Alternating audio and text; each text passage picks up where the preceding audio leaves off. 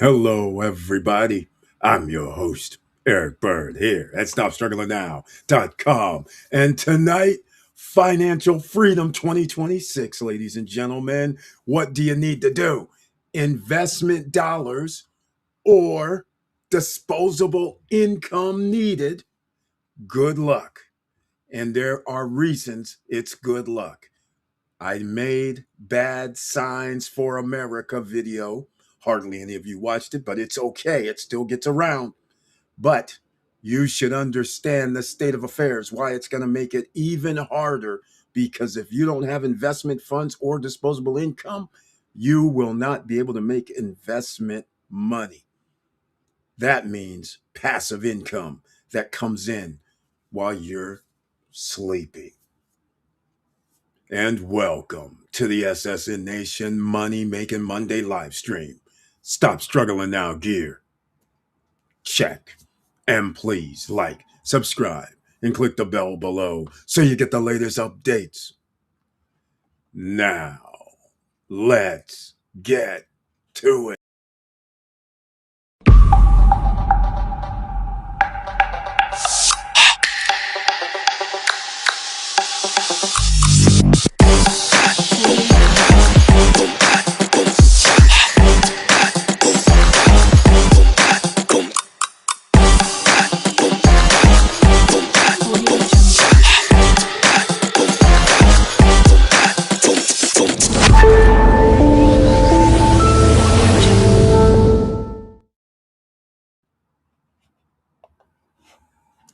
All right, welcome back, ladies and gentlemen.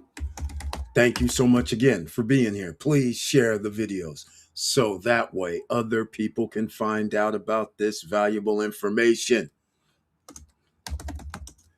I'm doing other things in the background right now because I'm getting other news today. The stock market, okay, it took a little tumble, so what? That doesn't mean anything. It's just a little tumble before the next storm. Because this time, I believe tomorrow, the Federal Reserve should be announcing, I would say probably a 0.25 interest rate cut, federal funds rate cut. So that will move the market in an upward direction. And there should be some volatility because in December, you know what people do on the stock market? Hedge fund managers, 401k managers, they sell the losers to make sure they pay less taxes at the end of the year, before December 31st, before 2025 rolls out into 2026. Strategic things are done with a person's wealth. So, speaking of that, we have to get started on the main thing, financial freedom in 2026. And you have to be candid to yourself. It's going to be harder than it has previously been in the past. I have to go over a few things. One, less people are working, less money's available to the general population. And depending on what you are selling or arbitraging or creating, there's still less customers that have necessary funds in America. The other side of the coin, if you want to expand your market and say, I need help from outside of America, no matter what business you're doing, you probably are going to run into a tariff situation. So anything imported into America, even though you could say I'm selling it for $5 to you over outside of America, but soon as either the tariff war means they're going to have to pay more in their country, because of course there's reciprocal tariffs, or it's going to cost you more to make here in America, so you have to sell it to them for more. And for everybody who has their products and services outside of America because they're cheaper and you import them in, from a business standpoint, it's going to cost you more money. You don't get to make a deal with the federal government. You're not Nvidia. You're not Apple. You're not Tesla. You're not Oracle. So your financial freedom is going to go by your skill set. And unfortunately for Americans, there's one thing that I've learned over the years. There's so many people who have been employees trying to create businesses, and anybody trying to create a business, it's very, very hard from scratch. So, what do I say? Start off with biz, buy, sell, and see if there's an elderly person, because a third of the population is pretty much elderly.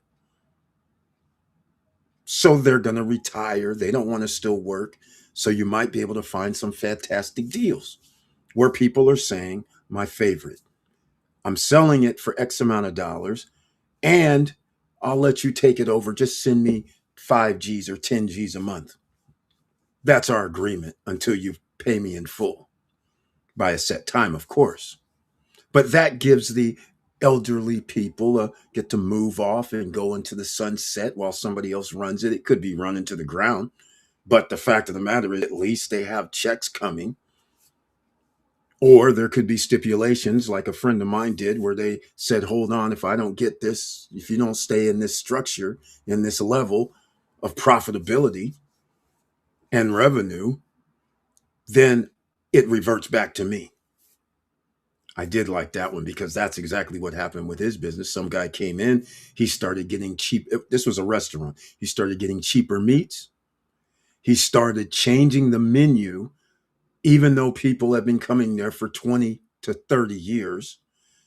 The menu has always been a certain way, but the guy comes in, thinks he knows better, changes the recipes, but then has some of the same items. So then when people come in, they're just like, what is this? So, needless to say, a successful 20 to 30-year business by the knucklehead. Of course, he was willing to pay some outrageous number every month. But the point is, in a matter of months, simple changes destroyed this corporation. But it was with the little fine print. If you don't reach these certain numbers to maintain our name, then we get it back before you destroy the damn thing. So it was easily repairable. And I shouldn't use the word easily. It was repairable because once they got it back, then it went back to the standards, the taste, the menu that people have known. So, needless to say, it ramped back up. But the time that the retirees had, now they had to come back. But hey, that 6, 7 months of freedom was great. But again, there's businesses out there that is in the same situation right now. In fact, there's going to be businesses out here where there's no heirs, there's nothing. People are gonna have to deal with that. So there's going to be trillions of dollars on the line over the next 5 to 10 years, ladies and gentlemen. So I want to make sure you guys understand that. All right, let's go. Here we go. MDA0214. Welcome to the SSN Nation Money Making Monday live stream. And he brings his tagline. I might have missed one, but he brings his tagline. Let's see what he's saying. Tom Lee disagrees with that completely. He believes most will buy the end of the year. Oh, yeah, right. Did you not hear what I said? People are going to sell. Right. Exactly. Some people will be buying. Stock market will still be or should be going up, and people will still be buying. I did preface it, I believe, with hedge fund managers, people that need to change their portfolio will be selling their losers. They will not be holding them most of the time, and not all of the losers either. So it will be a mixed bag, but obviously nobody's selling. This is going to be a bullish economy from now until next year. Remember, you got 1 year, ladies and gentlemen, to get your act together, because after that, the price of goods and services are going to cost more. More people are going to be living paycheck to paycheck above 80% here in America, American citizens. Wages, well, depends on how many jobs are going to pay people livable wages these days, but that is not going to be the norm. So we're going to find out exactly what happens, but you need to be prepared. You need to be in investment mode. That's, you have no choice. Inflation is not 3%. Inflation is not 5%. It's not 7 either. It's higher. There's many, many facets of the financial systems. Just because the Federal Reserve reduces their rate doesn't mean anything to 95% of the population, because corporations, banks, financial institutions get to take advantage of the rates amongst themselves. There is no way that the Federal Reserve federal funds rate means that you get to walk out as soon as they announce it tomorrow, and then on Wednesday get to go find that rate anywhere. If you're an ordinary citizen, you're not finding any rate that's going to be like a 4.5 or 4.25. You can get a bond maybe, but that's below, that is below our rates, ladies and gentlemen, that it takes. Tariffs are more than that. Inflation is more than that. Your electricity bill went up more than that. Let's just stop with the crap. Your grocery bills went up more than that. So there's no way that 4% is going to make you do anything long term. The only people that can get away with that is the guys that already have made money and then they park it into a safe haven, such as bonds. I'll use that for instance. Because if you have millions of dollars, then you're not going to care if you have 4.5%, 4%. You're just going to say, thank you very much. I'll take my whatever it is, 400, 500, 700, 800,000 a year or more. You're not going to care because you don't have to. It's safe. It's good. There's plenty of people that are rich that invest in bonds and treasuries. This is not that, but they have a lot of money. So that's why they keep it there. Just like, why would countries put money into treasuries, USA treasuries? Because they say that's safe. So they'll take 4%, 4.5, or do arbitrage. Because think of it this way. If I'm in Japan, I don't know what their number is right now, but let's just say Japan has a 2.7% bond rate to invest. They got to pay people 2.7. They flip over to America, buy the American bonds at 4.1. That difference, they don't have to do anything.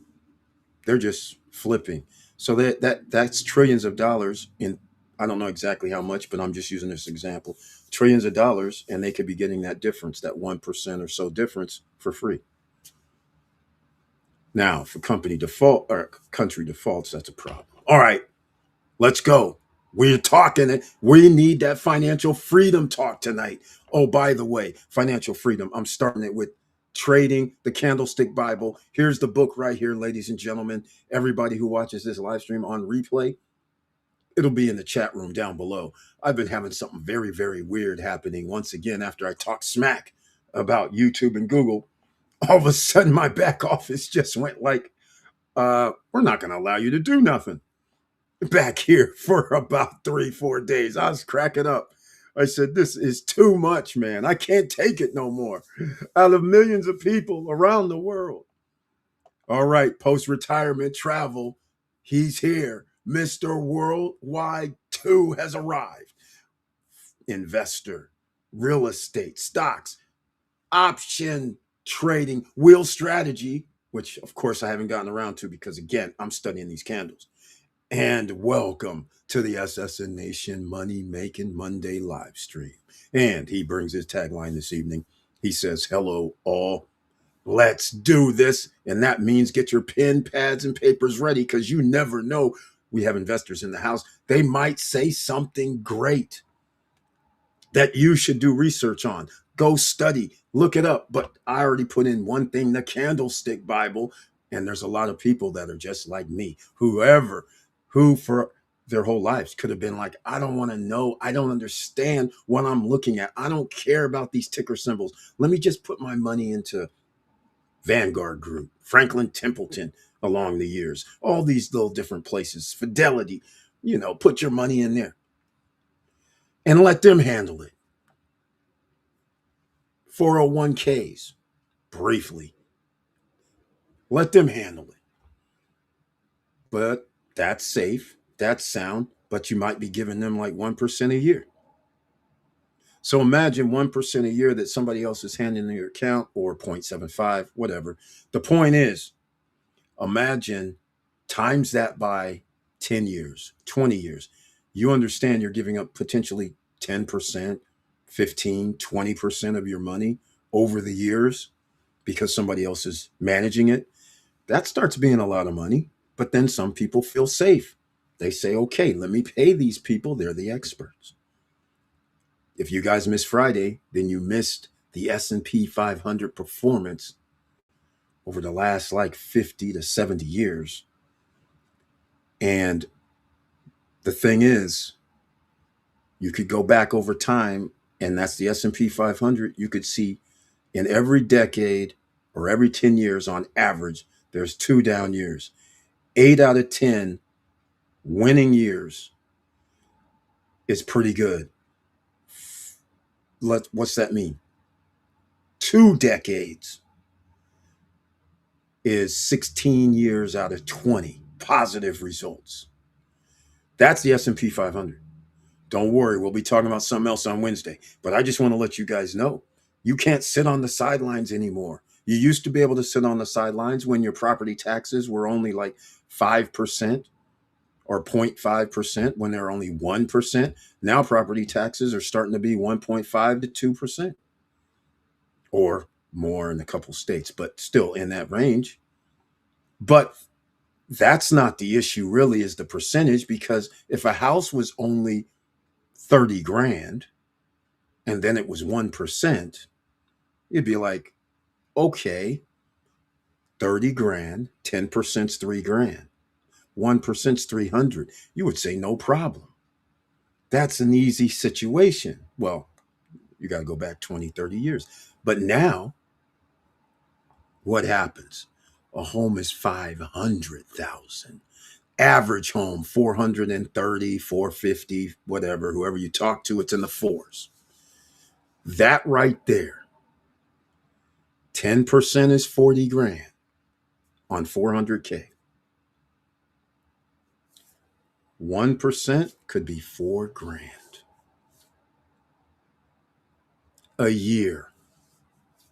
And again, I just hate thinking of homes, because again, if a person bought a $400,000 house, and again, they own the house for, I'll just say 20 years. That 4,000 increases because the value of the home went up.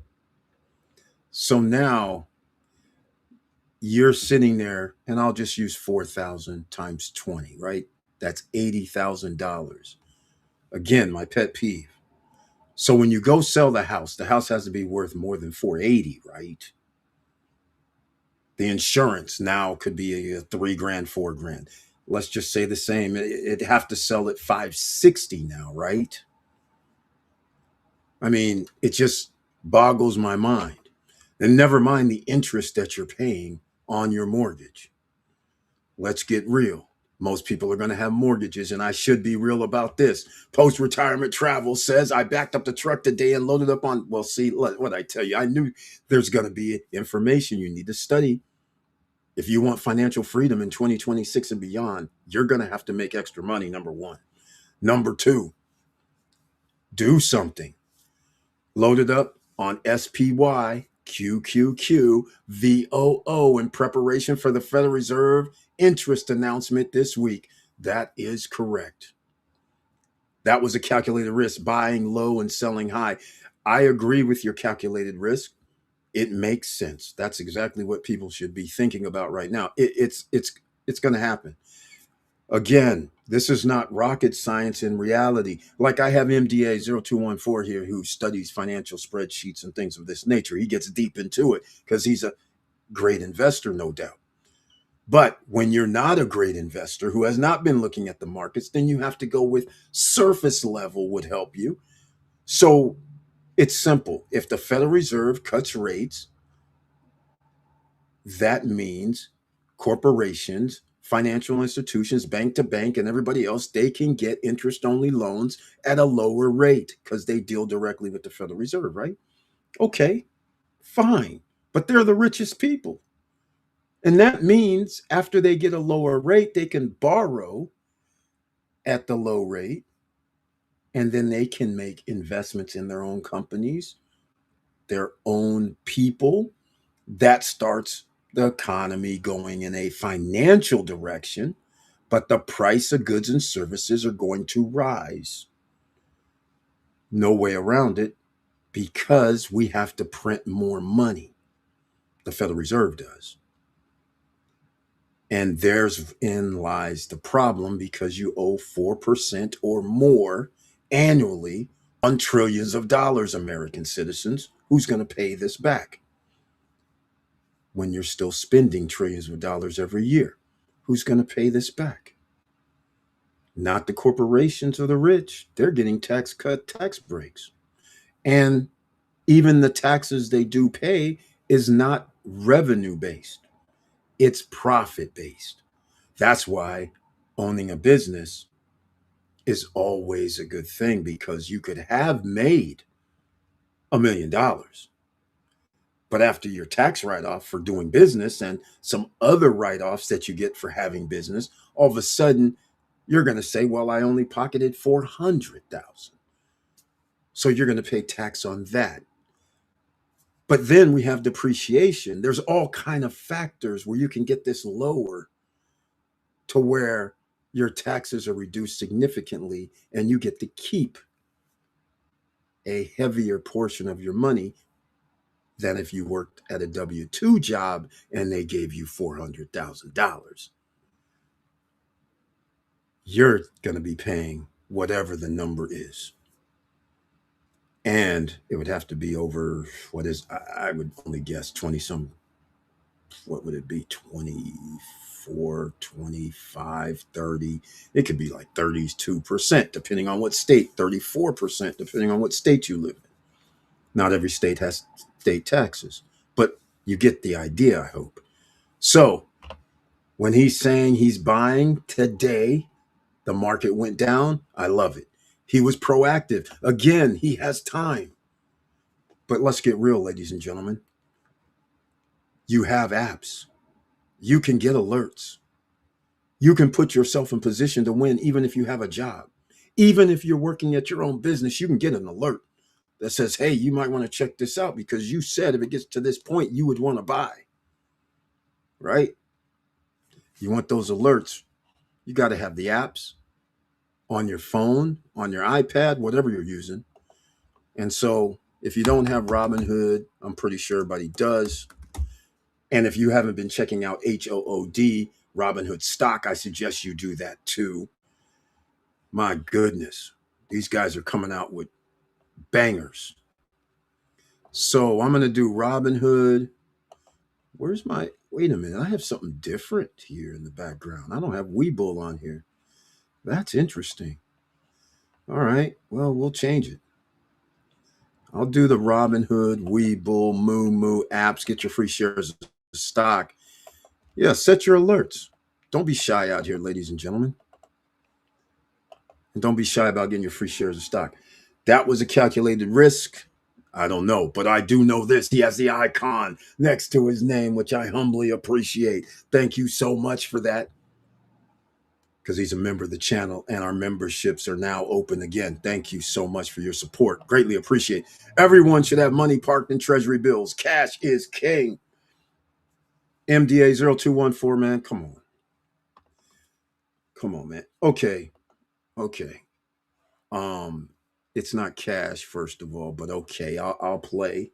Just like gold and silver, I guess, is cash too. Come on. All right, let's go. Uh, how much is inflation? If you want to park it, that's fine. How much is inflation though? It's more than 4%. I mean, I'm not going to go by the government because they are lying. Again, this is what happens when you don't have books, when you're new, right? A lot of people, I'm not saying you, MDA, but all I'm saying is once you realize that the calculations, as I've said several times on live streams, they changed the calculations on your inflation numbers 1980 when Reagan took over because he did his tax cut, tax break, trickle down nonsense himself. Ineffective, which means 4 to 8 years later, there's going to be a recession. Like clockwork, it doesn't matter because that's not how things work. You're inflating it based on artificial inflation of the economy. It's not organic,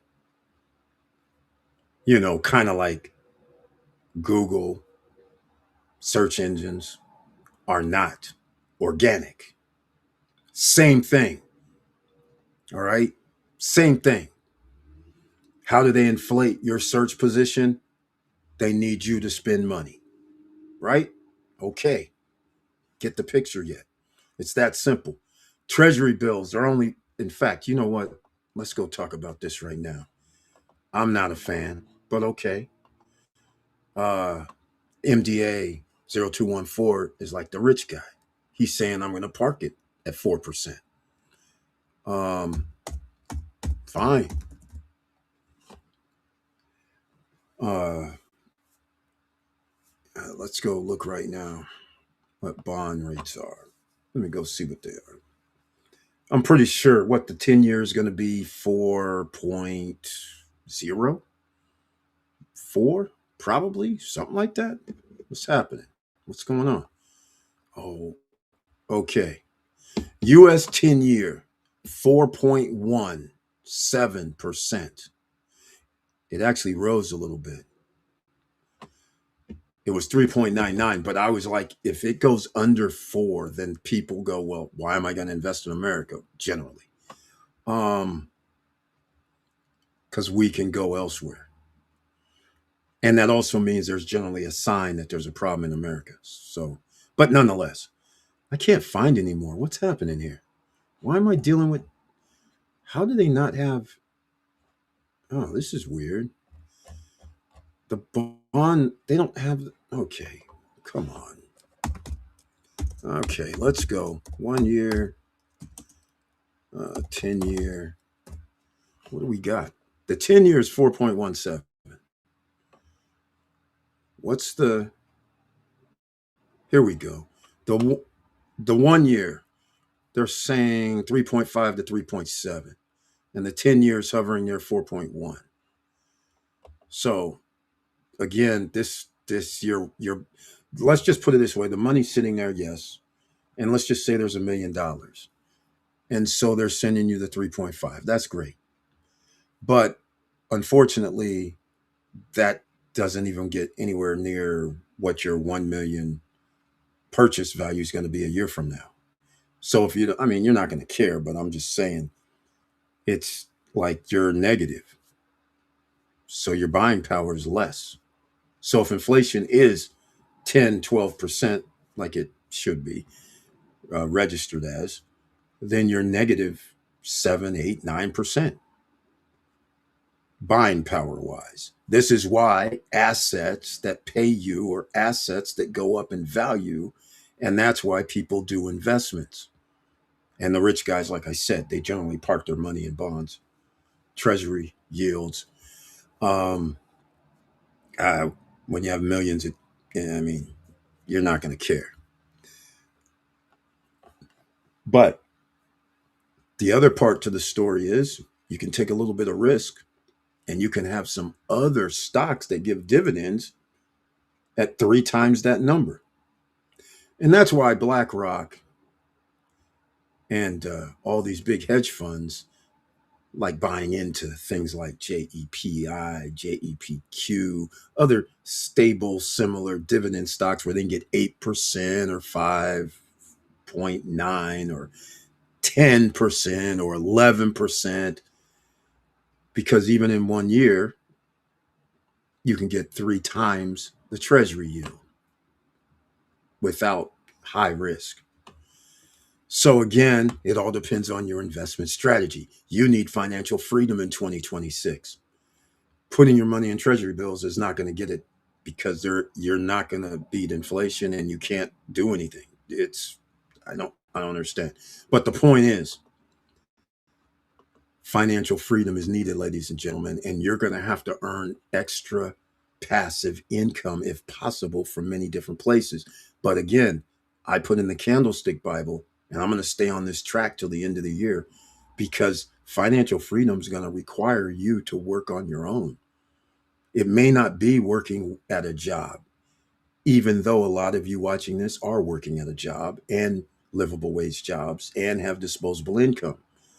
But there's going to come a time, there's a crossing that's happening where if you made $60,000 a year, let's just say 10 years ago, you were okay. Now you're not okay. You're going to have to make more money. It's not sustainable. If you want to buy things, which is what happens in a consumer nation like America, you're going to buy things like your car got a little older. It's now 8 years later, but now these cars are stupid numbers: 80,000, 100,000, 10-year car loans, 8-year car loans.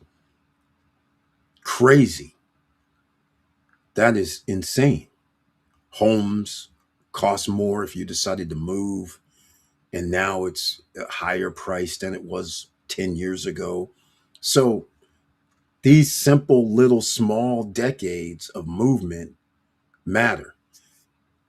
When our parents are growing up, home movements didn't go up that much, somewhere between 2 and 3%, depending on where you lived. So you could have bought a house. Well, if I go by their prices, 20 to 40 grand. 3% is not a lot per year to go up in value. Savings at a bank was higher than 3%. All right. Just so you guys get an idea, right? So they had an advantage. But when you do trickle down theory, which is no theory, that means the bottom is going to get screwed and they're going to inflate the money supply and cause inflation for life. Now you're messing around with the Federal Reserve, bond rates, and you're manipulating mortgage loan rates to make sure people can buy. And then you do what they did in the early 2000s. If you're breathing, they'll give you a loan. That's by design, because people wouldn't be able to buy houses, just like what's going to happen this time. How are you going to get homes to move this time when homes are now 400,000 on average, and most homes that people would want to buy are going to be 500,000 or more? What are you going to do? First off, you have to make over about 120, 125 G's, somewhere in that ballpark. I believe that's what the number is, and have literally no debt. In America, most people have debt. But you know what they did?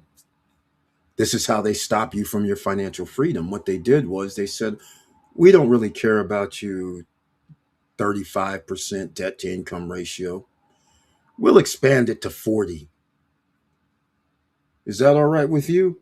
You'll get accepted. And then people take it. 40%, ladies and gentlemen, for most people, what you don't understand is, if you want financial freedom, you're going to need disposable income. 40% of your money's gone. Now, think about your taxes. How much in taxes coming out of your paycheck? I'm using W-2s. So Again, anybody that can buy that house, if you lived in the state of California, you have to pay about 10 G's just in the state. It's going to be somewhere near there. And then you're going to have to pay 20 or thereabouts federally. So you've already given up a significant chunk and 70%. And now you understand why people are living paycheck to paycheck, because you only have 30% for the rest of the year to survive. And the way grocery bills are, if you have a family, I can tell you right now, it's got to be hundreds of five to hundred to $1,000 a month and getting nothing, hardly. So that in itself is a problem. And like I said at the start, if you have real estate, your property taxes and insurance bills are going up. And those aren't cheap either. So before you know it, you're sitting there going, damn, I only have $500. I only have $1,000 every month left over. And if one person loses their job or both, now all of a sudden you have a downward spiral. And there's no way to catch up after you even miss 1 month or 2 months. And trying to get a job right now, let's call it what it is. There's lots of so-called job openings, but they're really not job openings. And nobody's getting a new job in like a week. I shouldn't say nobody. Again, I use terms of nobody as in not that many people. There are people that can get a job instantly because of their skill set, but there's other people who are in the workforce and millions of people or 100,000 people got laid off. So now there's only 5,000 of those jobs even available. So now what? It's going to take you longer to get a job, but that longer to get a job means if you don't have passive income coming in or a way to generate money outside of your W 2, then you are going to be in trouble. All right. MDA0214, he has his opinion about that. Like I said, I don't like getting 4%. DIM Pals, another investor is here, ladies and gentlemen. Welcome to the SSN Nation Money Making Monday live stream. And he brings his tagline this evening. Good evening. Smash that like button. Oh, he gave it a one piece. Boom. I love it. And do you hear the money printer printing the money? Yes, I do. I hear it. Oh, by the way, Jerome Powell called and he says, Eric, do you believe they all know that we're actually going to decrease the federal funds rate? Can you believe that these guys manipulating the stock market to go down? They know full well after I come out there on the podium and announce it's going to be reduced, they know god dog well that it's going to go up in price. Plenty of stocks are going to go up. I said, thanks, man. I already know this. Talk to me in about 3 months. There's nothing to talk about. Oh, man. Talk to me in 3 months. There's nothing to talk about here. All right, let's go. Nothing to talk about. Think that's part of the problem. People believing there's some secrets when the 1% literally tell you what they do. Berkshire have over 300 billion in cash. Most hedge funds have millions in cash. MDA 0214 again. They're not you. They're not individuals. They're not people living paycheck to paycheck. Let me ask you something. If Berkshire Hathaway, if the hedge funds had $100,000, you think they would put that in a treasury fund? Seriously, stop playing, man. There is no way they're doing 3.5, 4.1, 4%, knowing full well. I mean, first of all, there is no way that somebody's going to have 100,000 and say, "Oh, I'm good with 3.5, 1035, 105 would be 5%, so it's 104 for bonds." There is no way. Inflationary means you can't even. You're always behind the eight ball for the next. It doesn't matter how long. Again, I prefaced this before. The big boys are going to put millions. You just said the number 300 billion in treasuries. That would make sense. They're not going to care about the 4%. They have all the profit money. They make profit. They make more than 4%. So he just wants to say, well, if I want to do cash, what should I do with it? Obviously, if you're a hedge fund, you're not going to take out 300,000 and sit it in some bank account where they're probably going to charge you for it. Right? You're not going to do that. You're going to say, well, let me go to the safest spot. Let me put it X amount over here in treasury bonds because I know 4% is better than nothing. Zero is not an option. Let's get real. You're talking about the big boys, millions. So, yeah, they can say whatever they want. But if a person's living paycheck to paycheck and you say, well, hey, you need to invest, put money in bonds. Hell, you know what's funny? I'll tell you what's funny right now. The Trump baby, what is that? Trump baby bonds. And those clowns started talking about, oh, we're going to give all these babies $1,000. I was like, is this a joke, right? This is exactly what I'm talking about. We're going to give the babies $1,000. They'll be fine. And when they're grown, that's a start. I'm like, okay, so you're going to give them a bond. You're going to give them 4%. Even if it was $1,000, when the kid is 17 years from now, good luck. Because I'll give you a perfect example. 2010, if you gave somebody $1,000 and you said, here's the bond for 4.1, I don't really care what it is, 4.5. The last 15 years, you do know that $1,000 cannot buy anywhere near what you could buy in 2010. So who cares about the 4.5%? You can even make it 5, which it won't be. It does not matter. There is no way it matters. It's laughable. And what's even more laughable is that there is a $38 trillion country talking about giving people money. That's even funnier. And knowing that American taxpayers have to pay the 4%. This is so sick. It's so sick when you think about it. But again, we have a Bitcoin lover in the house, it looks like. Kurtz Sally, welcome to the SSN Nation Money Making Monday live stream. I like what you're saying, man. I like what you're saying.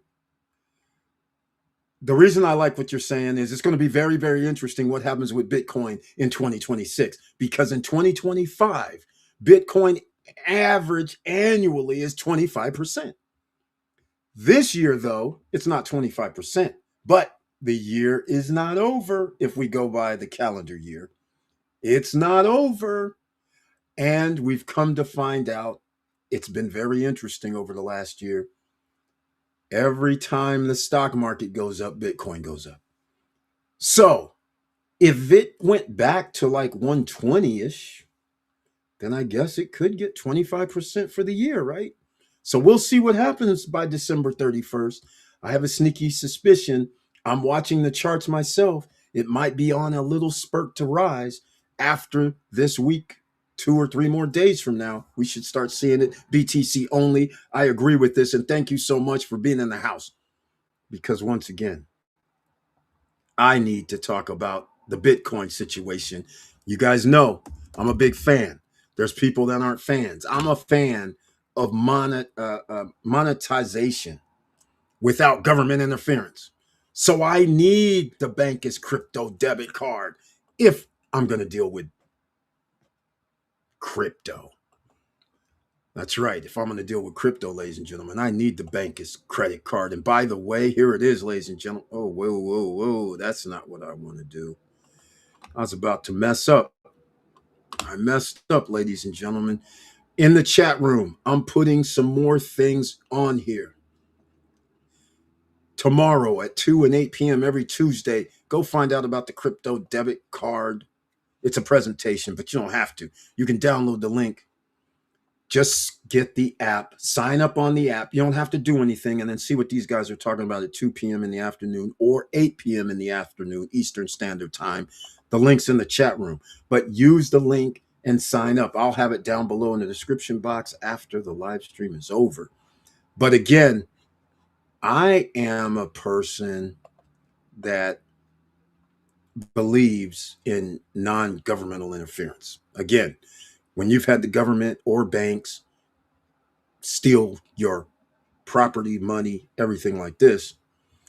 And by the way, I don't know who told me about it, but Peter Schiff, Eurobank.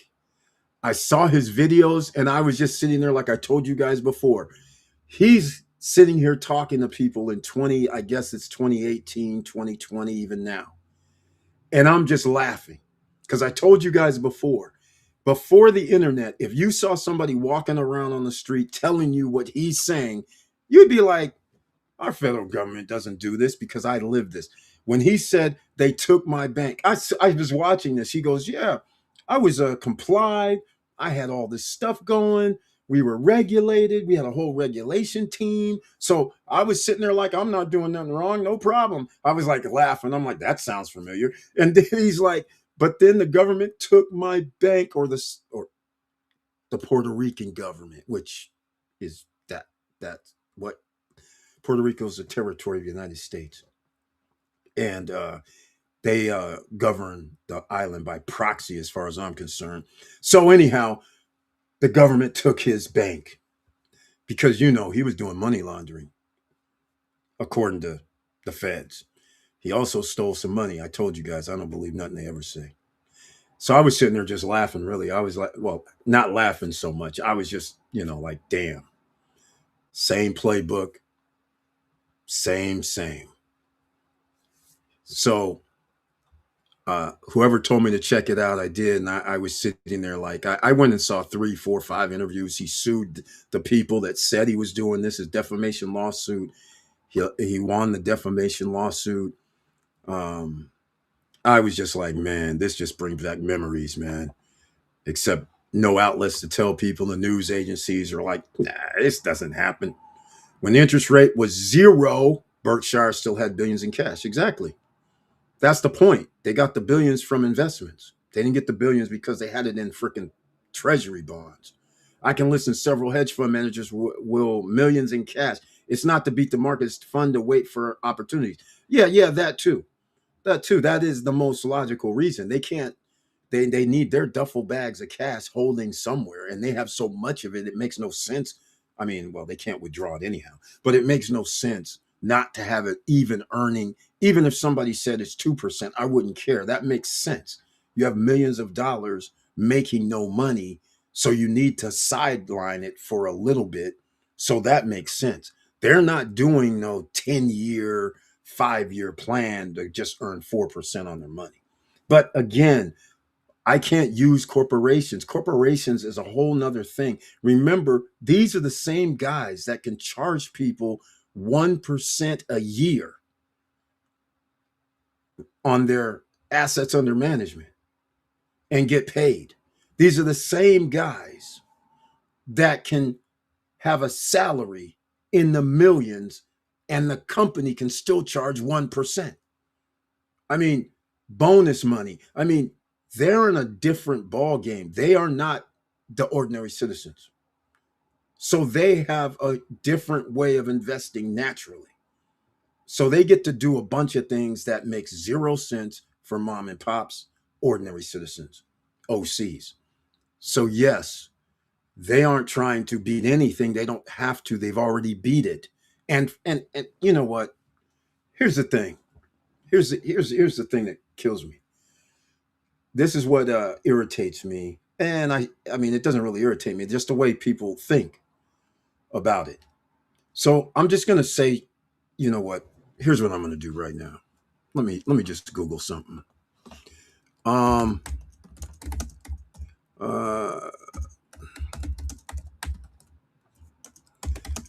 VOO. So here uh-oh, did I do something? Here's what I'm saying. VOO is extremely low, 0.03%. Okay? This means for every 10,000 invested, you pay only $3. 0.03% is very, very low, right? Okay. So regardless of whatever they do, all right, VOO AUM. Let's go 2025 just to make sure. Assets under management. Here we go. Nearing $800 billion. All right. Okay. This is math. That's why I always like math. Okay. Times 0.03%. $240 million Vanguard gets this year. Okay. All right. So that's a lot of money. 240 million is having 8 billion under assets and rising. And next year it'll be higher. So that'll be another 200 and some odd million. And that doesn't even include the VTI, the VOOG, the VTSAX. It doesn't include any of that. VGT, VTI, I mentioned that, VOO, VOOG, VTSAX, and a myriad of others. They're getting billions of dollars for assets under management without even caring about the money. Obviously, they care about the money because it's the investors' money. But the point I'm trying to make is they're making a lot of money. All right. And these guys get paid handsomely for doing it. But the point is, this is what we're talking about. So when you say these guys park money and stuff, I'm just like, yeah, because it's not even their money to begin with. They are supposed to be stewards of the fund.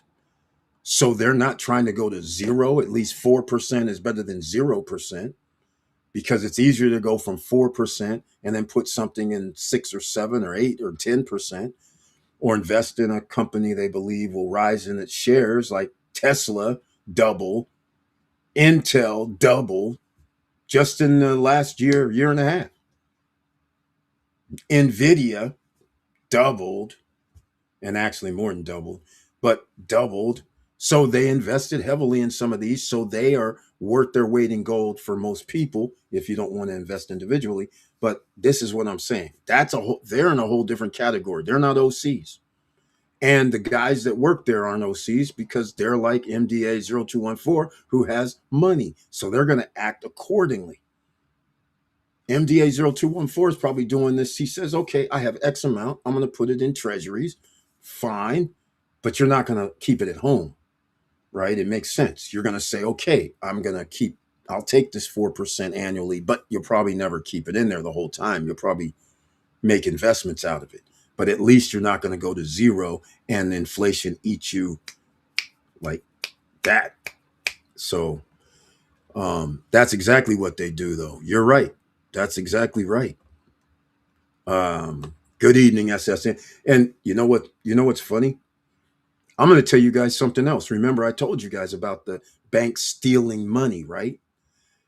Do you realize what happened with that bank in California? I can't remember the name of the bank.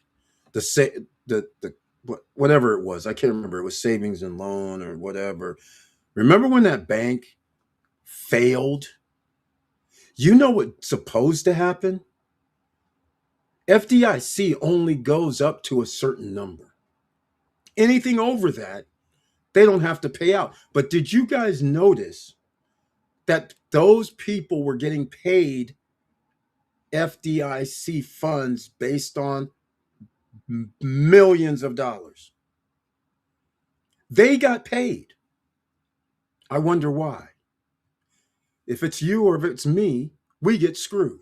See, this is the thing. People have advantages and then they get to talk about it later. But they wouldn't have been so nice and sweet if all their money would have been gone. See? But they have friends in high places. and their friends bail them out. And I still can't believe that one company talking about, oh, I didn't know it was going to happen. I was late night. It was 7 or 8 at night Pacific time. And I moved my money out.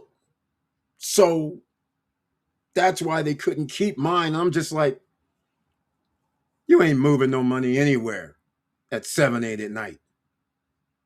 You're damn sure not wiring nothing. So that was already suspect with the nonsense story.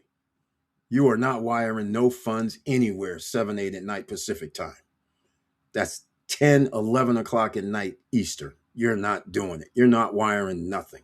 It'll be on hold, but you're not electronically wiring, oh yeah, $50 million overnight. No, not happening. So they have an advantage. So we're not talking about those people. We're talking about ordinary citizens. EV Place, another investor's here, another OC that's making the right moves. Welcome to the SSN Nation Money Making Monday live stream. And he says, good evening, SSN. And another person that has that icon next to his name, which means he's a member of the channel. I humbly appreciate it. Thank you so much. And very, very happy to see you. All right. List. Good evening, SSN. List. I don't know the list. Brian P., Mr. Dividend in the house, probably doing a little salsa dance because every Friday and Monday he's probably receiving some of that dividend money from the Yilmax fam. You'll have to tell me if you exited any of the Yilmax funds or you still got so many shares that you're loving the money coming in. Happy day, Eric. Happy day for you. I hope all is well with you and your family. Happy day, SSN family. Smash that like button. All right. There you go. Let's see. He's got something for me. Ray Dalio, Stanley Druckenmiller, Chris Bloom. I can keep going. I study them all. You're talking about people that I think they're all billionaires who you just talked about. Like I just said, a person that's an ordinary citizen making 150,000, 120, 60, 70, 80 grand, and they only have a few thousand per month that they can put towards an investment. You're surely not telling them to go buy treasury bonds. I know you're not saying that. All these people have money that you said. That's what they all do, which is wise. Nobody's saying it's not wise. I'm just saying ordinary people can't do it, shouldn't do it, because you don't have $600 million. You don't have $100 million. You don't have 70, 50, $20 million. So, since you don't have that, which is 80% of the population, okay, let's get the numbers straight. Oh, the bottom 50%, study. The bottom 50% of Americans, personal net worth is 13,200 or 600. 13,000. The bottom 50%, that's 175 million if we include kids. But the point is, the next tier is over 50% to 90. Theirs is 3 million, like 3.6. It's the same, almost the equivalent, 3.6, 3.2, whatever it is, somewhere in there. That's their personal wealth. I'm sorry. It's 300,000, sorry. 300 and some thousand. All right. 90 to 99%, 3.2, 3.6 million. So, and the top 1%, average personal wealth, 15 million. All right. So, people in the top 1% and people at even the next tier, top 10% levels, they're going to invest differently. They have money. Everybody else is going to be in ordinary citizen categories most of the time. This is an average, though. So some people make more in the average, some make less. But the fact of the matter is, the bottom 50% can't do what these guys that are on the screen, they can't do that. And in fact, the next tier level above that can barely do that. They can't act like them because they can't live on four. They don't have money to park that can just sit there and get burned up over. Think of 5 years. 5 years. The dollar has decreased in value X amount of money, and the cost of everything just from 2020 to 2025 is, I would say, at least 10x on a lot of things. I mean, vehicles were not 80 to $100,000, which are cars; those are liabilities. Homes were not 400 and some odd thousand; they were 250, 200 on average. It just skyrocketed. All these things, liabilities cost more. So there's no way the bottom 50% can act like these guys. And hell, the bottom 90% are having a hard time. The 50% to 90%, they're having a hard time doing. They can't invest like these guys. And just like anybody that's at a job and they're working and they're putting their 401k money in, they cannot live on 4% returns or 4.5% returns every year, because you won't double your money until, what is 72 divided by 4? I mean, what is that? 72 divided by 4. 18 years. You can't wait 18 years to double your money in America right now. This ain't 1950, 60, 70. These days are over. You can't do that. These guys you have on the screen can do that. It's that simple, right? Check out your emails. I knew you were going to say that, man. I couldn't log in. I was having an issue, as always. I got some, I don't even know what's going on. No, but there is something I saw something earlier today. I looked at it briefly, and it was another recall.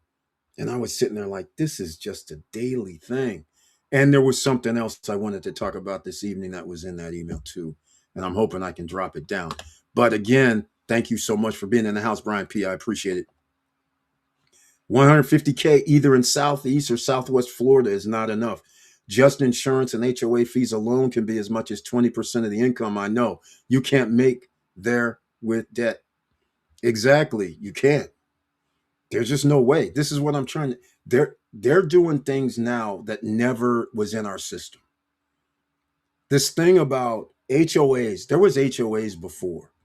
HOAs, they would have whatever they could do, these weird. It was, like I said, I live in a $1 million neighborhood. Our HOAs was $67, $75, something more like that. All they did was, all they did. No, it was major. Streets were clean, trees were cut, front yard is mowed. They wouldn't do the backyard, but come on, $67. And we had police, or not police, but armed security driving around, and guard shacks, secure gates. $67, $70 a month. It was something minuscule. Okay. Now, in 7 years, 8 years, it goes from that to like 350 for the same services. That's not a lot. That's in Cali. That's in a certain section. But in Florida, they're getting out of control because they have certifications because of the weather. They have certifications every, 25 years to 30 years now, and they all came up because of that collapse.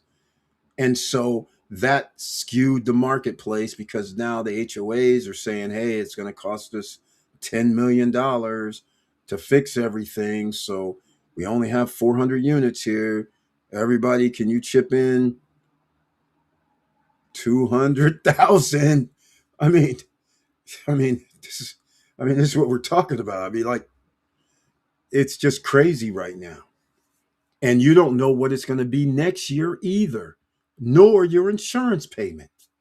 And that's why homes in Florida, I've been reading, I don't know if it's true, I haven't checked things out, but people in Florida have been saying their homes have been sitting on the market, and they're saying that people are afraid about the cost because most places have HOAs. So the HOA bills is what he said, 20% of income. It's up there. And people are afraid because now they can't figure out what they're going to do in the future. Because if you're charging me this now, what happens if we have a bad weather season or something else? And next thing I know, it's another 10 to 20 to 30 to 50% every month. That's scary. And like I say, it's very funny because you guys know I was going to move to Florida. And it's funny because if you believe in higher power, it's funny how things got messed up because we would have been in Florida right now. And all because the movers came in and tried to change the price.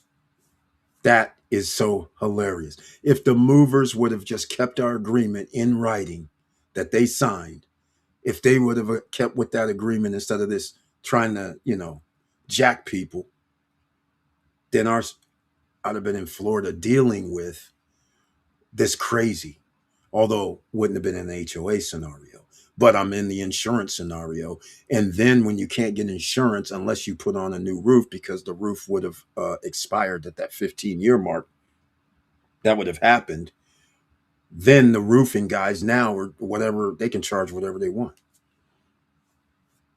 So it's crazy. And that's another thing. If you all of a sudden have to come out of pocket $100,000 for a roof just to get insurance, that's going to be potentially anywhere from 2,500 to 4,500 a month. I mean, a year. That would be crazy. So I mean, as things worked out, it's kind of crazy. But this is exactly it. It's not enough. And those 150K jobs are livable wage jobs, but now they're decreasing because when you have an economy that slows down, you have a labor market that has to get fired because in most corporations, labor is your most costly expense. So it's easy to say, well, we can shave off $40 million annually if we cut 800 people because you know how it is in America. If you guys don't know, I've always found it fascinating that people will work for less than their worth. They will work just for, I have a little bit of money coming in. And that always intrigued me. And in Florida, when I was there with the restaurant stuff, I couldn't believe it when I went to restaurants or bars, and you would hear, I'm sitting there waiting for the owner. The owner's not showing up. We have an appointment at 2. Owner, I'm there like 5:10 till 2. I sit in there, say, hey, I'm here, see the owner about this equipment, whatever. Oh, he's late. He'll be here in a minute. And those 10 to 15 minutes I'm sitting there because there's hardly anybody there because we always schedule it during a lull in their business. They know the hours. So their workforce is standing around. And I swear there was so many places where people were like, man, you would just overhear them talking like, man, I hope we get a paycheck this week. And I'm like, if I'm not getting paid, I'm not showing up. You can forget that. There were people who literally show up to work who haven't been getting checks and still helping out the owner for their business. I was just in shock. And I thought the first time I heard this, I was just like, okay, they're exaggerating. This can't be. And then I went to more places. And as I'm waiting for the owners to come around and talk or whatever we had to do, more businesses were like that. And the reason why, because I was in one of those tourist areas. And see, that's just it. It's seasonal, like in Southwest Florida. So coming up now, people start going back down. Then they start leaving pretty much after March, somewhere around, let's just call it April 15th. So now they have to, whatever monies they make, they have to use that money to buy equipment for next year. So depending on what happens during the season will dictate if they're going to be able to afford to buy whatever equipment to replace this jacked up stuff that they got by on this season. And so that's when it's lull season and you're standing there and you're waiting and you're hearing all these people talking about, I didn't get a check last week. I'm like, I heard that so often, it was just so sickening. And what was even more sickening was people were just okay with it. I'm sitting, I didn't say anything, obviously, but I'm just sitting there like, are you serious? You, in my brain, I'm like, you're seriously working here and not getting paid, but showing up to work, taking your time, energy, and effort versus being in a place that you can actually get paid? That didn't make any sense. These weren't trust fund kids. I mean, these are people with families and everything. It's weird that that's a culture. And it's not even really weird because I used to work with people, and when I worked, it was crazy. Uh-oh, here we go. Netflix is $96 per share. You know what? Paramount, Skydance, uh, Warner Brothers, Discovery, hostile takeover by Oracle. I believe it's Oracle. No, it's Ellison. Yeah, so that is Oracle, right? Larry Ellison announced hostile takeover. Oh my God. This is not good. This is not good. Oh my goodness. I like that price though. I will say I love that price. 96. Yes, if they had 1,000, they would. It's not for investing. First reason to have it is for insurance. It protects your portfolio in a down year. The other reason is for down years. It gives you liquidity. I don't know what you mean. All right, let's go with the numbers. 60% of Americans have $500 in their bank account. Do not have $500 in their bank account. 70% of Americans do not have $1,000 in their bank account. Okay? That number is from 2024. You can expect, if, well, I don't know if it'll ever be released, but you can expect that number has risen over the last of in this 2025. But we'll just stick with the 70,000 don't even have 1,000, or 70% don't even have 1,000. Numbers don't lie. You're acting like my teacher. You're giving me this stuff, and I'm just like, okay, that's nice, but only 70% of the population doesn't even have $1,000 to just let sitting around, let alone invest it to sit around and earn 4% when the electricity bill went up 11%, 11.7% this year. That's every month. Just for starters, you guys know, check the Bad Signs America video I released Saturday, I think. I normally don't do things on the weekend, but I didn't care. I was sitting here doing something. Um, yeah, I understand what you're saying. That works for investors, yes, because you don't want to take it out, right? You need it sitting somewhere earning something. This is why Robinhood, Webull, all these guys, Fidelity, everybody, in your trading account, you can always have money sitting in the account earning whatever, 3.5, 4.5% for even a limited time instead of withdrawing it and getting nothing other than, well, whatever the bank's doing or whatever you're doing. But there's no reason to withdraw it. You're just going to leave it in there so you can use later, which is the strategy that would be used. That would be wise. So what MDA0214 is saying is wise. If you're making investments, you should have money on demand so you can make deals. But then again, you can always do instant uploads and things of that nature. But for simple terms, you should have, if you're investing, you should have some money set aside that earns interest. And that is recommended. And I agree with him on this because there is no reason to have your duffel bag of cash in that same scenario. I just like duffel bag of cash myself.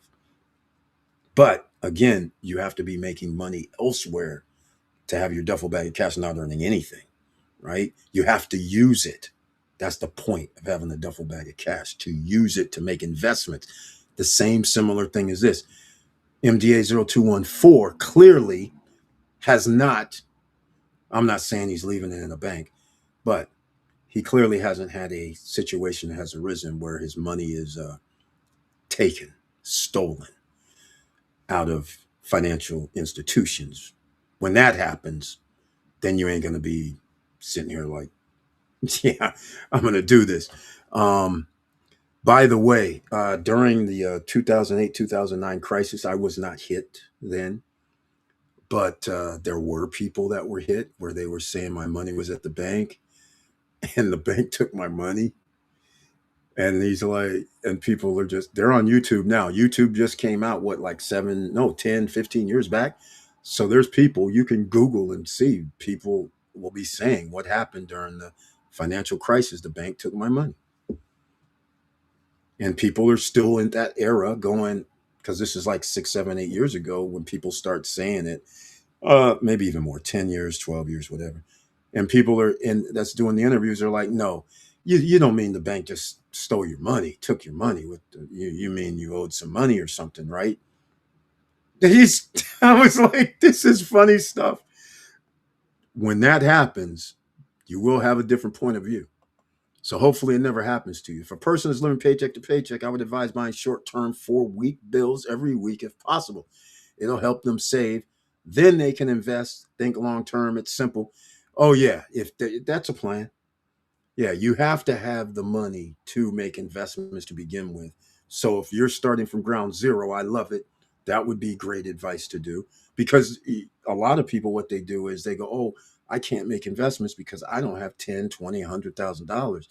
Ladies and gentlemen, as MDA says, you got to start somewhere. So you just stack a little bit of whatever you can afford, keep stacking it, put it into something that's going to earn you at least something, even if it is, I'll say 3%. I don't really care, but zero is not an option. And then as you're building, then you get to a certain point and you make your investments and you can start. So that is a way to go. And there it is right there. Bancus debit crypto card. Once again, I'm a big, huge proponent of having money outside of the American system. And here we go. Let me go do this right now. I can't do it out of here. MDA. I personally keep 10% of my portfolio in 4-week T bills and SHO. The interest isn't important. The liquidity is more important. Yeah, exactly. I understand because it's better than taking out and then having to reload when you're making it for investments. That makes perfectly good sense. And that's what the guys you mentioned that you showed. That's why that's what they do because they know they're investors. They're gonna do something. So it makes no sense to keep like hundreds of millions of dollars at 0%. That would be ludicrous. Treat your portfolio like a business. That's very important. Most fail because no cash reserves, over leveraging. Keep a cash reserve for your stock portfolio too. Very wise information here tonight from MDA0214, ladies and gentlemen. This is perfect for the OCs, ordinary citizens. This is exactly right. That's great, great information there, ladies and gentlemen. All right. If you bring a business to Puerto Rico under Act 60, you'll get 100% tax exemptions on dividends, interest, and some capital gains. Great deal to incentivize U.S. mainland investors. Yes. Post retirement travel. Yes. But unfortunately, you can go over there. You know the ramifications from this, right? Because the people that's moving over there because of that are the rich guys. And the rich guys come over, and what do? They hoard land that's cheap. They make a big house. They raise the property values that the people there can't afford. So that's the downfall. Now, I will say this as well.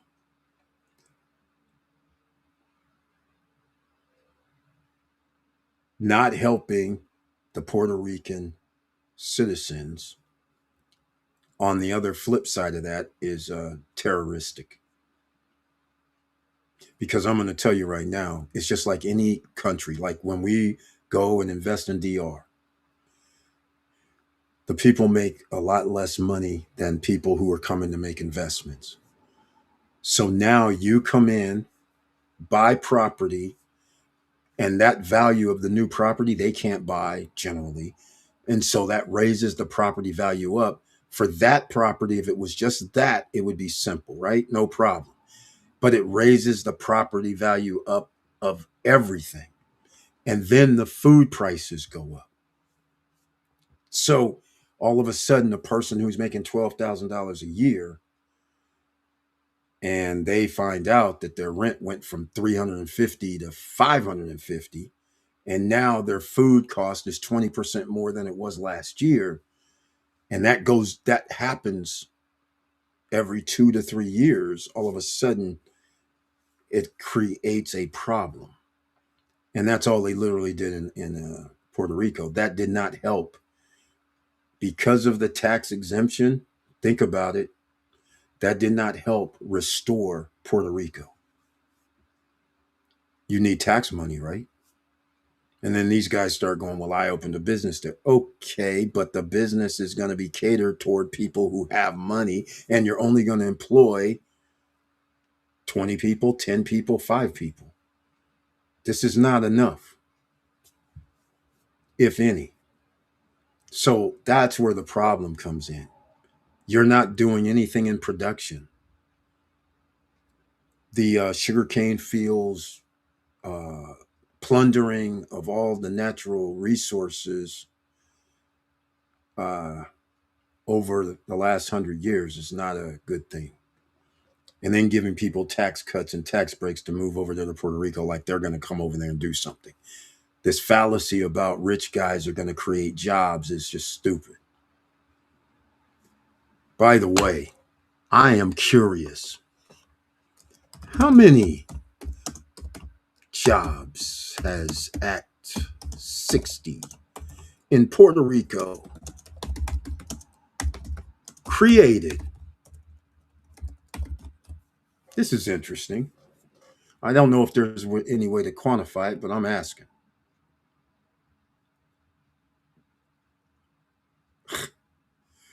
Oh, nice. Act 20, and there's an Act 22.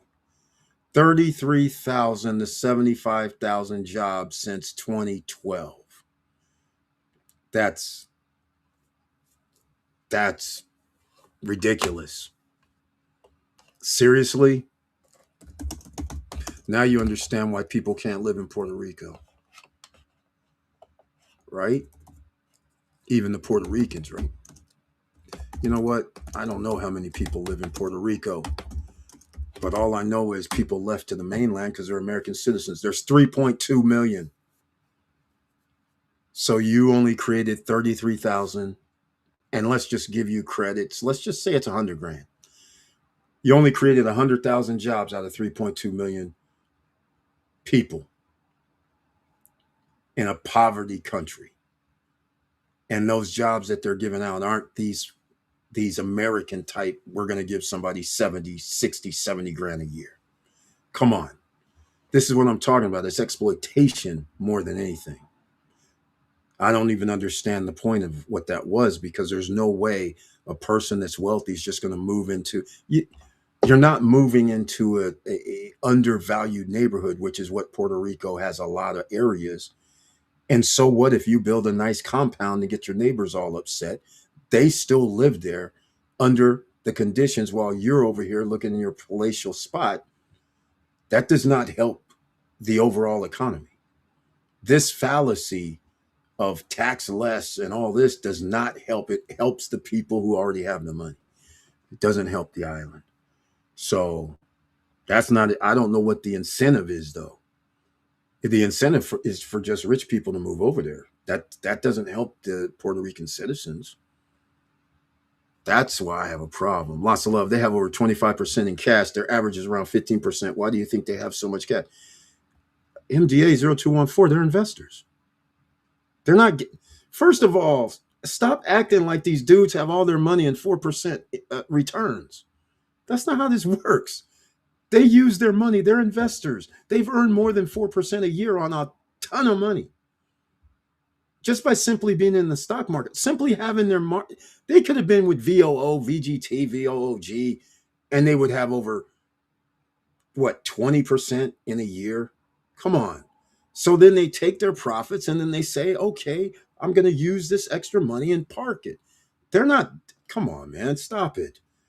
Stop trying to make people believe that these dudes have $6 billion and they're sitting there going, well, I got $1 billion in cash and I'm just gonna, I mean, 6 billion in cash and all my money, I'm gonna leave it over here in 4%. Come on, stop. That ain't the situation. They're over here doing investments. They own businesses. They have revenues coming in the hundreds of millions of dollars. So now they have disposable income, which is financial freedom. You need disposable income. As I started talking about this, disposable income is needed. So you can park your money when you have disposable income. In fact, you can have a duffel bag of cash when you have disposable income, passive income coming in because you're making more of it. You don't need to even put it in anything if you didn't want to. This is why drug dealers threw their money in storage lockers and let rats eat them up. I mean, eat up the paper. I mean, this is this when you have a lot of money, you do different things. And you damn sure don't care about parking $1 billion in 4% or 100 million or 20 million. You're not going to care temporarily or not. You're not going to care because you make more money. This is at a whole nother level you're referring to. Most people watching this is not in the 6 billion, 7 billions, 1 billion levels. And in case people don't understand, that's $1,001 million stacks or duffel bags of cash. $1,001 million duffel bags of cash is $1 billion. So when somebody says they have $1 billion, that's enough for lifetimes, generational wealth for the whole fam forever until I don't even know when it would ever be over because the Vanderbilts effed up their money somehow. I mean, it's crazy when you think about it. But yeah, um, uh, uh, again, it's all relative. If you know what, I'll just do it this way. Okay, Dalio net worth. So let's look at the numbers you're referring to. Ray Dalio, what's his net worth? 15.4 billion. You do realize that's 15,000 $1 million sitting on a table, 15,000 tables with $1 million dumped on it. You can't spend it in your lifetime, even with 0% interest. So when you go, he's going to put 4 billion into treasuries.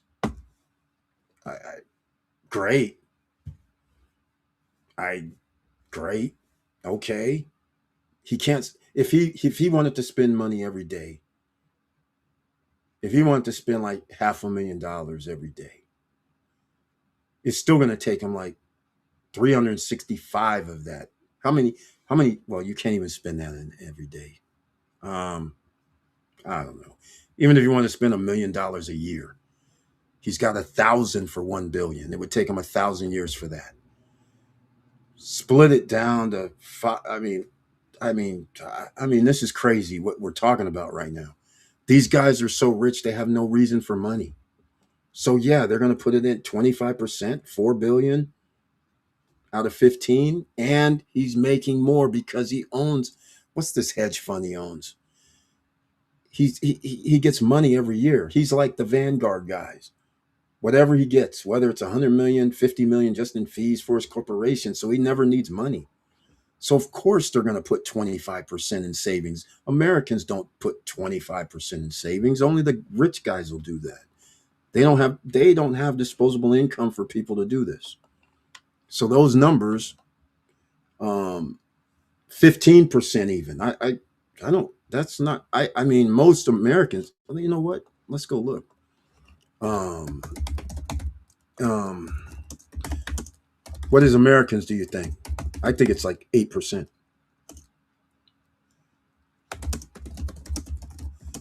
I'm gonna say. I put in how much do Americans savings income each month? Uh, Americans' monthly savings vary widely. Official figures show the national personal savings rate is around 4.5 to 5% of disposable income in late 2025. See? That's what I'm saying. These guys make so much money, they get to do off the chart numbers. They're not the people watching. So if those guys acted like what these numbers say, they would do 4.5 to 5%. But see, like I said, if you got a, $4,000 million duffel bags of cash, you're going to be like, well, what? I don't need it. And I want it to stay in a safe environment. And even if it earns 4%, so what? I made this money passively. So it's actually, I still have money coming in. So does it really matter if I made 4% or even zero? Not really. But he's still not going to be totally stupid because you're going to put 4% of your money in. You're going to go put it in accounts that you have $1 billion here, $1 billion there, and you have a financial interest with that organization because now you walk in, what's up, Mr. Bird?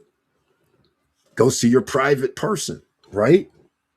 That's how it goes. So it's worth it. And I get special treatments with loans or anything I need, acquisitions. I mean, there's a whole different, and MDA 0214 is probably in the category. You know what I'm referring to. Ordinary citizens don't have these special situations with their accounts. So, but just so you understand, everybody understands this is what you can take from this is the rich guys, they do move differently and they stay rich for a reason most of the time. But you know what's funny? Lottery winners, somehow they lose their money.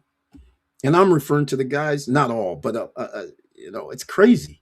How do 50, 60, 70% of lottery winners go broke when they won like 50 million, 100 million? There's a reason, because they're not these guys. They're not like MDA 0214. They took a chance. They're not even thinking about investing. They've never invested in anything. Or they might have bought some stocks, but they go, oh, it'll never run out. I'll just go buy a house. I'll get some cars. And then they find out that 7,000 square foot house and how much it costs per year. And then after a few years, they realize, oh my God, I bought that freaking $150,000 car, two or three of them. I brought my brother, mother, whatever, houses. Next thing you know, millions of dollars gone, and you have IOUs expenses every year. Even though you won 50 mil, but 100 mil, still all these people somehow, because they didn't do this. The first thing, if you had a big lump sum, should be you have to park it somewhere that earns a little bit of something till you figure out what you're going to do with it. You should not be going out there going, oh, I'm going to go get that $1.5 million house that's going to cost me, I don't 20, no, more than that. Well, I'm using California figures. Just breathing, it's going to cost me $30,000 a year because of my taxes, right? And yeah, taxes are going to be 1. So that's 12,000. Yeah, but still $20,000 a year for maintenance, right? Lawn care, upkeep, everything, electricity, just breathing, whether I'm home or not. It's 20 G's a year, right? So that's the problem. But these guys, they didn't just win the lottery. These guys said, I got passive income coming in. I want financial freedom. I got some way of making money, and I have a place where I can invest and make more money off of my profits. And that's the whole ball game right there. That's what we're trying to get everybody here to do.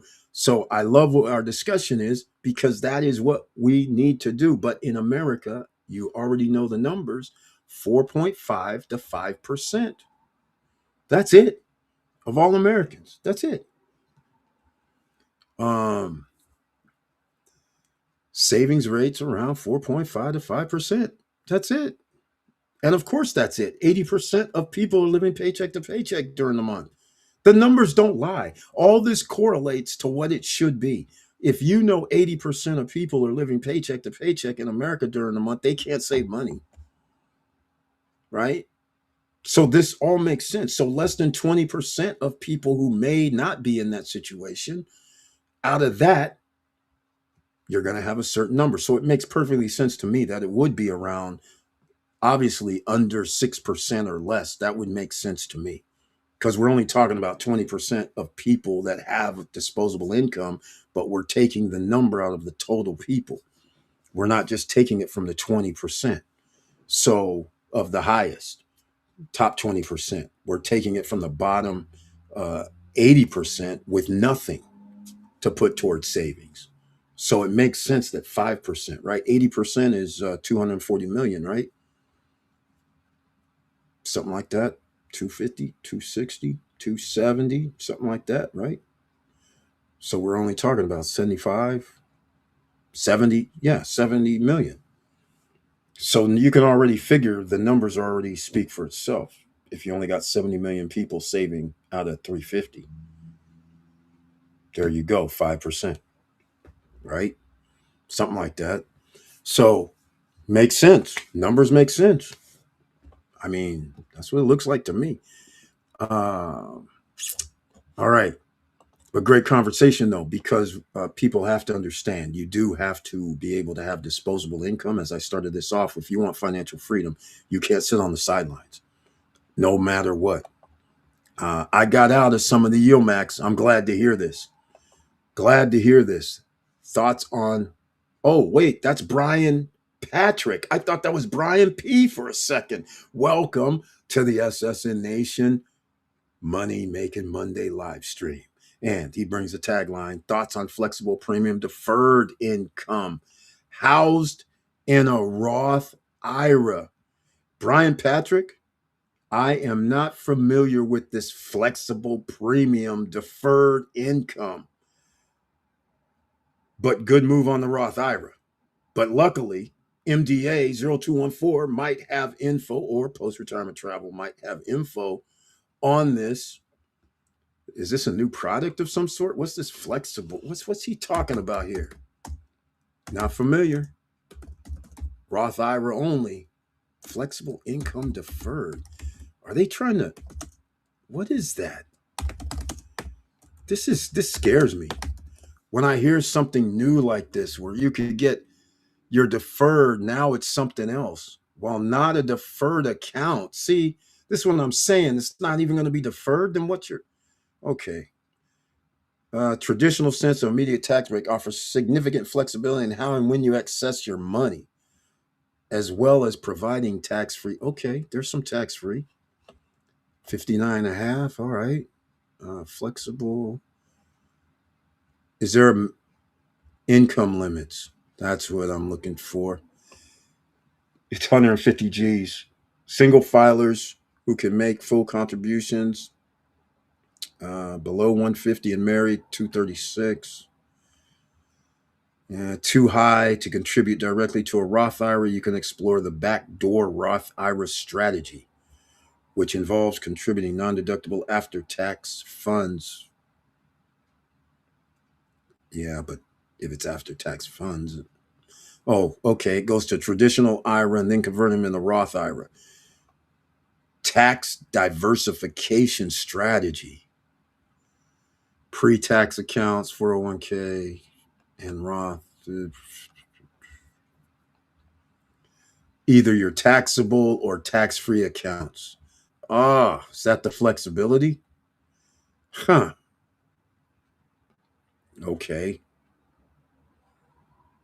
I guess that's the thing. Thank you for bringing that up. This flexible access to contributions, you can withdraw your direct contributions at any time for any reason without paying taxes or penalties. This makes the Roth IRA a flexible savings vehicle beyond just retirement. The Roth IRA, okay, but what is this thing that he just called it? I've never seen this name. Thoughts on flexible premium deferred income housed in a Roth IRA. Brian Patrick, thank you for bringing it up. Annuity, yeah, okay. I'll end it here. I'll stamp it once I find it in their annual report. Buffett said something about if you can't manage small sums, you certainly can't manage large sums. That's exactly right. Exactly right. That's he's got it exactly right. And like I said, 80% of Americans can't handle small sums. And like I was going alluding to the $100 million, $50 million or more lottery winners who go broke after only a few years. It's like it's not even it's the norm they go broke is what's scary. But again, they weren't managing money. They just got lucky. But they never were investors. They never cared about it. They're just buying the usual liabilities that everybody else would buy. Go get the house, go get the cars, go get the clothes, go get the jewelry. The same stuff. And because you're going to have family and friends, you're going to help your family and friends. And then your family and friends call you up saying, "Hey man, my insurance is 5 G's and the tax is 5 G's and the lawn is well, man, the lawn I got half an acre and I gotta cut it seemingly every day." And so it starts adding up. It starts adding up. But I agree with you at all. I agree with you that with that. That's a wise statement from Mr. Buffett because that is the real deal. You learn a lot from a person about how they manage your money, how they manage their money. Basically, when this is how relationships and things of this nature sometimes manifest because a person may be investor may want to protect their money, meanwhile they like somebody, even love somebody, but that person that they love is just goes out and spends money wildly, right, on stuff that makes no sense, never even assets, all liabilities.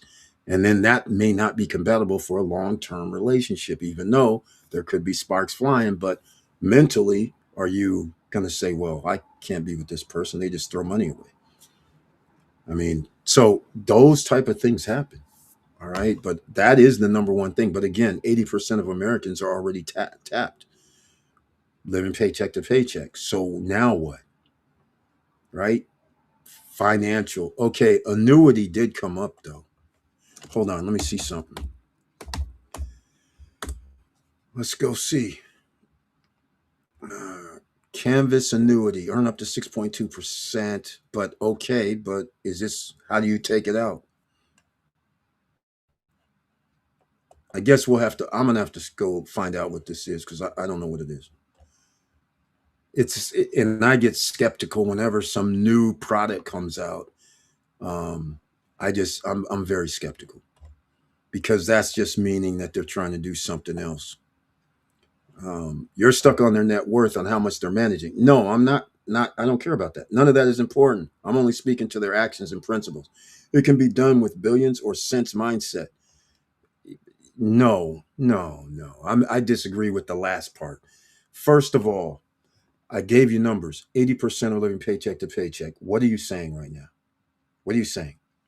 So let's just say we'll use cents. Let's say a person says, well, I got $100 this month. Okay. Well, are you, what are you saying? You saying take the 100, put in, open my Webull account, put 100 in, invest it in like VOO or Tesla or whatever, or a dividend fund of some sort like JPQ, earn your 10% or more potentially. But the point is that what you're suggesting? Okay, that would be a good thing. I'm not against it. I would say start, right? Um, I use their numbers just to show you that it's a lot easier when you have disposable income to do anything. So when you say this is what they do, I'm saying because they have $6 billion, that's what they do. But in America, when people are living paycheck to paycheck, only 4 to 5% of Americans, all total, are throwing money into a savings account. And if Americans had $100 million, then there would be more people probably would be in the line with Dalio and the others with 25% in some sort of safe environment. They would say, all right, $25 million, let it sit over here, earn 4%.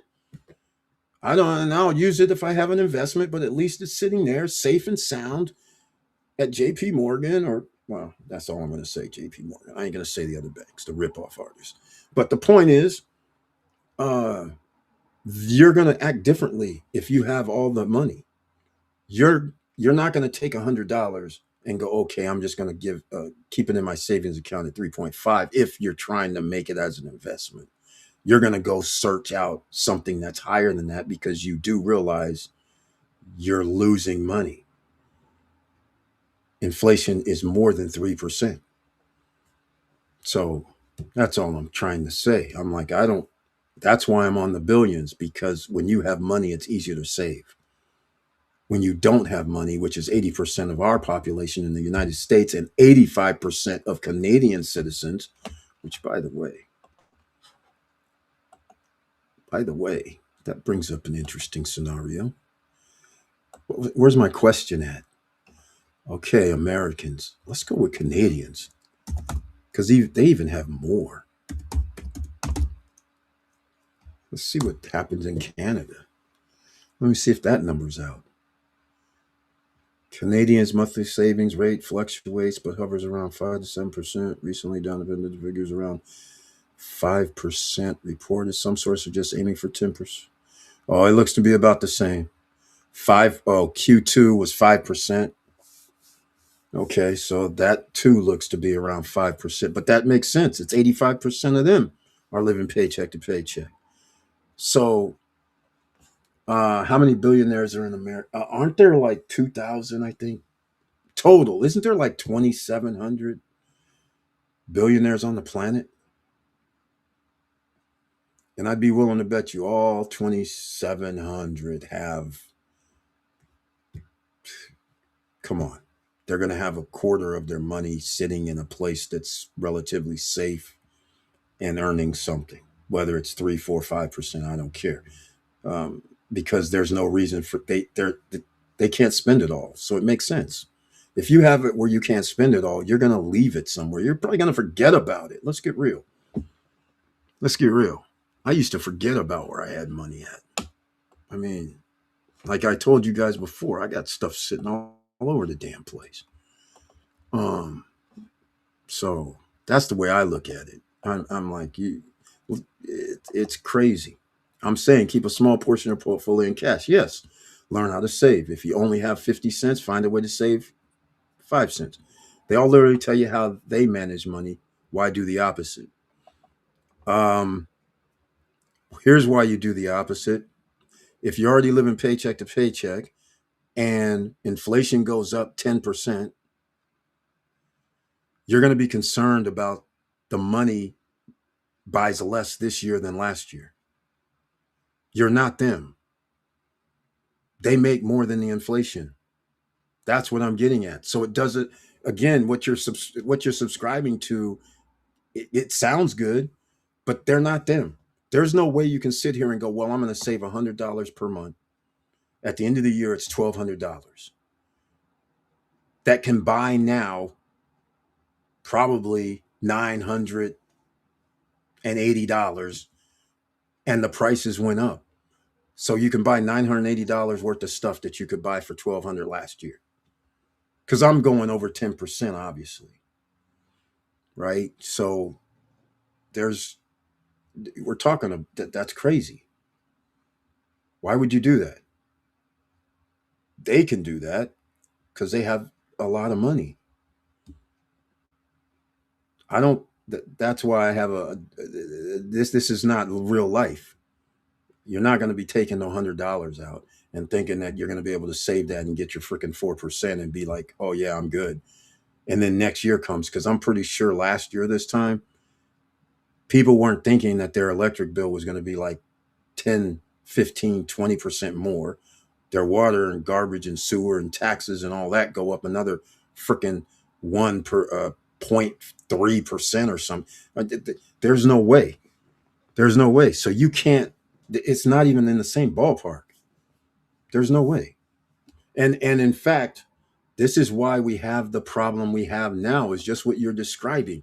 because you're acting like it can be done, like it's no big deal. And I'm sitting here giving you numbers like 80% of the population lives paycheck to paycheck.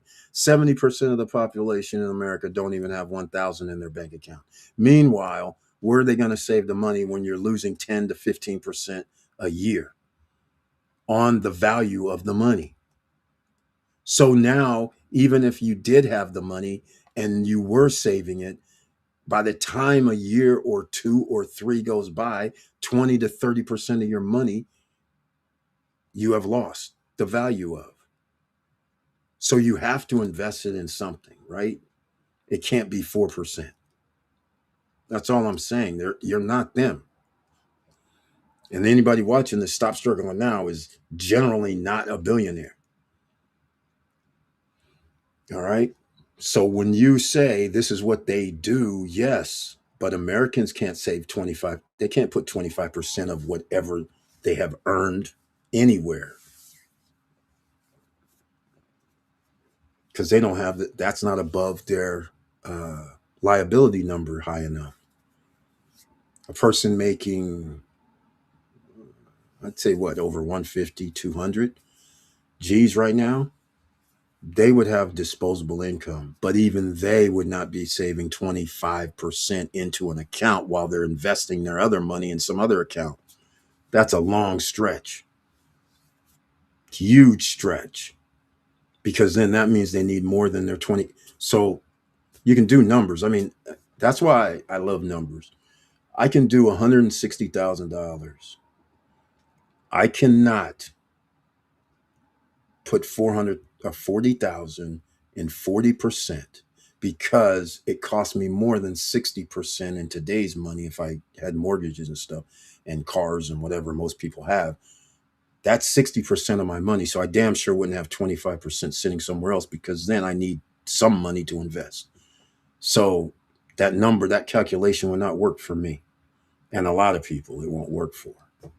Cost of living is too high. And by the way, in case you don't know, the MIT guys who ran the numbers for the poverty level in America is 140,000 according to them. So this thing about easily handable, and then if you start going, well, price increases are over 10% a year. So, and you didn't get a raise of 10%. Now what?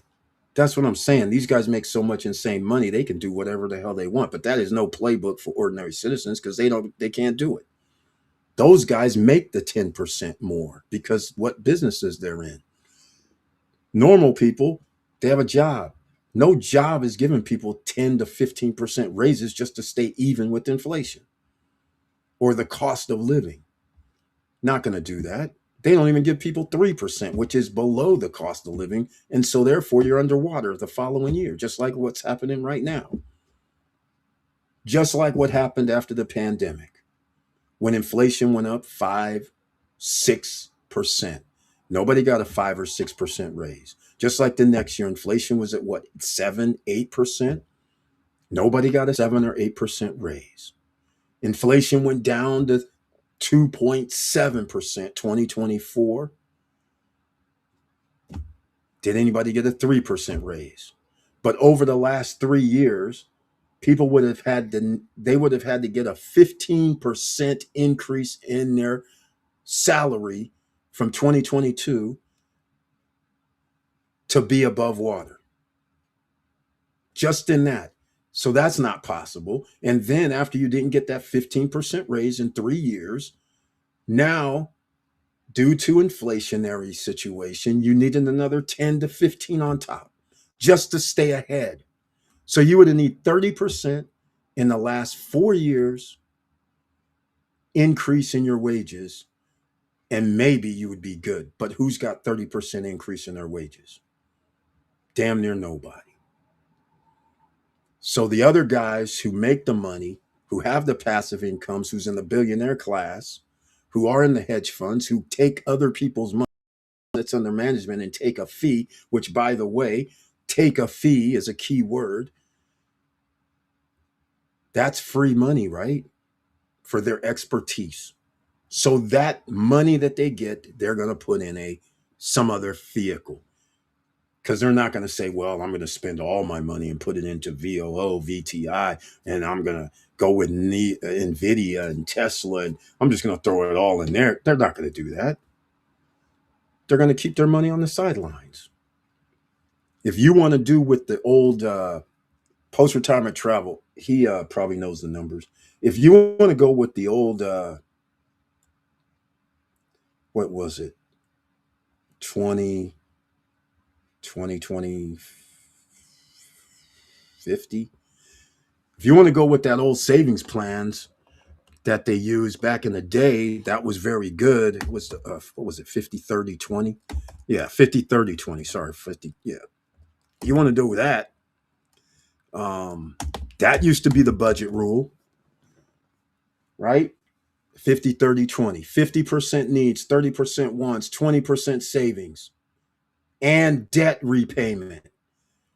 See, can't do that because that is not the situation now. Back in the day, most people who lived was below 20%. Your mortgage payment, your lease agreement for rentals required basically 20%, 15%. That was it. Now it's 30% because they had to move it up because the rents went up. So this 50, 30, 20 savings and debt repayment, you can forget about. That can't happen right now for most people. So that's what I'm saying. And you already know 25 to 30% of your money's gone to taxes. So you can't do it on a regular ordinary citizen job, which is 80% of Americans. And that's why 70% don't even have 1G. Because if it was that easy, most people would have disposable income. That's why you have to work two jobs. That's why you have to create another business, such as the trading business. So while we're talking about this is a good subject matter because, again, this is the difference between when a person makes a lot of money, MDA 0214, who studies and is in the markets and understands where his money should go and he has disposable income for it to go there. And then people who have, they're stretched to the max already and have nowhere to go. They can't do a 50, 30, 20. They can't do none of that because 50 is not needs. 50 is already gone before they even wake up for the month, generally. And another 10%, 30% of this want stuff is also part of needs. That's like childcare, right? I mean, there's a bunch of stuff in play. And again, numbers don't lie. So it's very simple. This is why 70% have less than 1,000. This is why 80% of Americans live paycheck to paycheck. Because you can't save. The only people that's going to save is the top 20. They're the only ones left that's not living paycheck to paycheck. And they're the ones with the most money, right? Again, top 1%, $15 million. Personal net wealth. That's significant. But the bottom 50, 13,000. That's significant. But anyhow, great conversation. Let's go. Inflation should focus on increasing your income. That's what I was saying. You have to make more money. That's how it all starts. The financial freedom road means you need more money. The question in 2026, where are you going to get the job when there are a record, what is it, 12 million layoffs this year? The most since the 2006, I believe it is, or 2002, something like that, 2003. The most since that time when the dot-com bubble came. But it we're talking about, you have, I think it was 12 million.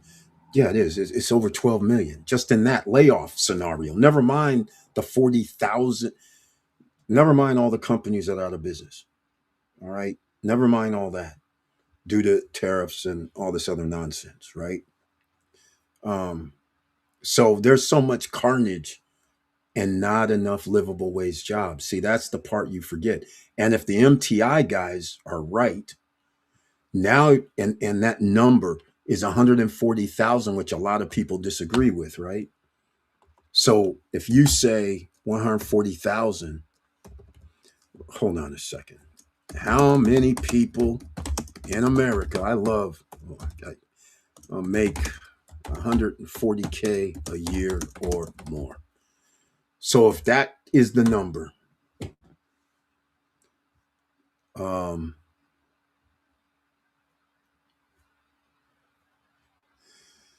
okay, 15 to 20% of US households earn 100K,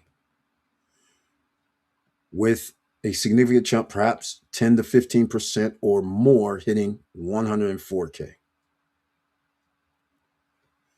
So we're talking about 10 to 15% of the pop. Does this not make sense? That's the top 10 to 15% make 140,000 or more. Makes sense to me because 80% are living paycheck to paycheck. Numbers don't lie. It's that simple. Um, Here we go. In 2024, about 16.7% of US households made 100K to 149K. 10% made 150K to 199K. So does this not make sense? It makes sense. This makes perfectly good sense why 80% are living paycheck to paycheck, because you need to make over 100 and some $1,000 to be in the top 20. Everybody else is sucking wind. It's simple. So you can't just sit there and go, well, make more money. Okay, watch this. How many people, first of all, you know what? This is getting good. How many jobs are available in the USA that earns over 100, 140K a year? That ought to be an interesting number. That ought to be a good, interesting number. Shouldn't that be 35 to 40? I mean, 35 million or so? Let's go. While the exact real number of job openings paying 140 annually is constantly fluctuating, but it says you need to be in healthcare, technology, engineering, and management. If you're going to be in healthcare, technology, engineering, and management, most of the time that means you must have went to college, because you're not going to be at the top of your field without it. Um, and you might as well take the nurse thing out, the healthcare out, because the Trump administration says healthcare is no longer a professional job. Um, and those are the jobs that generally can make, or in the hundreds of thousands, even to the 200Ks. So now those well-paying jobs go down. Okay. It doesn't say how many. It says top 5% to 10% of individual U.S. earners make 140 or more in 2024. So again, it doesn't say how many jobs are available. It just tells you what jobs that do. I mean, the percentage of how many jobs there are. It won't say how many job openings. Oh, maybe that's it. How many job openings? How about that? In the USA that earns over 140K a year. Yeah, it's not, it doesn't want to give up. Okay. Okay. It says Indeed lists over 458,000 full-time jobs with full-time 140,000 a year in the search inquiry. Oh, how nice. Is that 1%? That's less than 1%, actually. You see the point I'm trying to make? Now look, we can do it. Let's do it. We got we'll just call it 500,000. I really don't care. 500,000 divided by 300 and doesn't matter. I'll just use 300 million. We'll go, but that's not how many people's in the workforce. That's not even 1%. All right, so I'll use a real number. How about 100 500,000 divided by 100 and we got 175 million. It's not even 1%. It's 0.002. There you go. Now does it make sense? It's 0.002, which is 0.2% of the workforce apparently makes $140,000 a year. According to the Indeed, there's 458,000 full-time jobs. I put in 500,000 to give them a little more. 25,000 open roles for enterprise architects. Got to go to school for that. So you're going to incur, well, most people are going to incur debt on that. So yeah, that gets closer to 500,000. That gets us to about 483,000. Yeah, there's not that many jobs that pay over 140. A lot in Silicon Valley, obviously, but still, that's not going to be millions of people. So this is where we're at in America right now. And if the MIT guy's right, then we got problems, big time problems, because that puts you in the top 10 to 15%, which means the number that I was referring to earlier, 80% of Americans live paycheck to paycheck, 2024. The new numbers for 2025, it should increase, right? It's making sense to me. 140,000, that's a problem if that's how much it costs, because only a certain percentage of the population make that 10 to 15%, according to what they're saying. So I don't know. We're going to find out. But now, how many people got laid off? And there's only 500,000 jobs available. There's more than 500,000 people that have been laid off. You follow where this goes. This is why I love numbers, because you can't just fake your way out. There's no way out. If I got 500,000, even if all the jobs were filled, we lost 1 point something 2 million jobs already this year. And so now if a person needs a livable wage job, it has to be six figures, apparently. In a lot of places, I don't know all. All right, check out the bad signs Americans, because I do have a map of the United States, and it shows the minimum wage that you have to earn to live or get a one-bedroom apartment lease. The lowest was in Louisiana at $29 an hour. The highest, $52 per hour in Washington, D.C., which is not even a state. Can you believe that?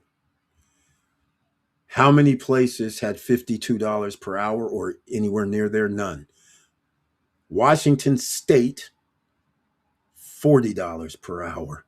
Crazy numbers. Cali, I believe, was $39 or $38 per hour. So now everybody's understanding how many places pay $40 an hour, right?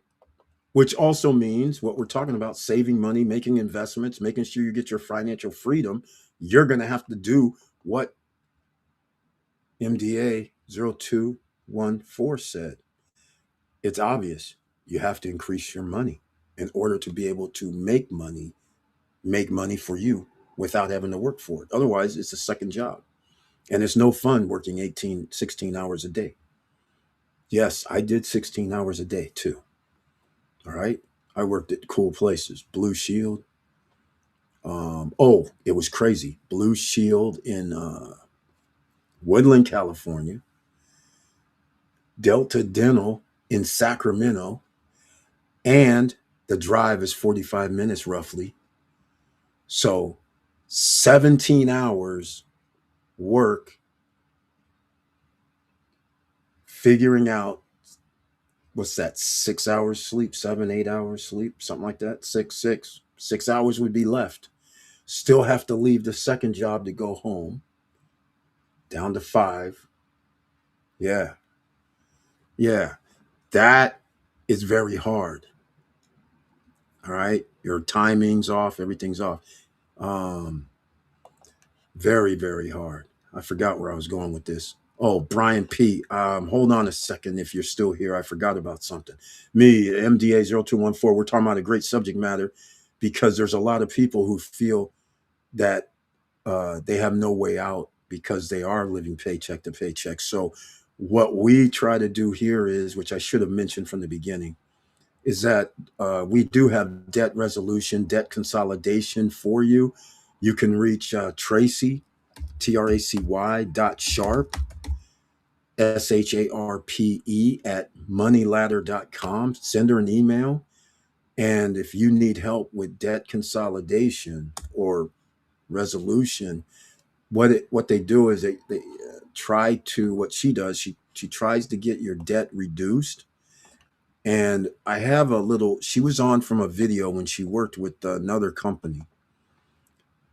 But the email is still here. The video you can go see for yourself. It takes 1 year, 1.5, 2 years, depending on your situation. And instead of getting your bankruptcy or debt collections added, you can get your debt reduced because they'll reduce some of that interest, right? And now you're just like the big boys. And then when you pay it off, they give you good standing. So your credit comes back up. But in the meantime, you can't get any credit cards. You can't do anything.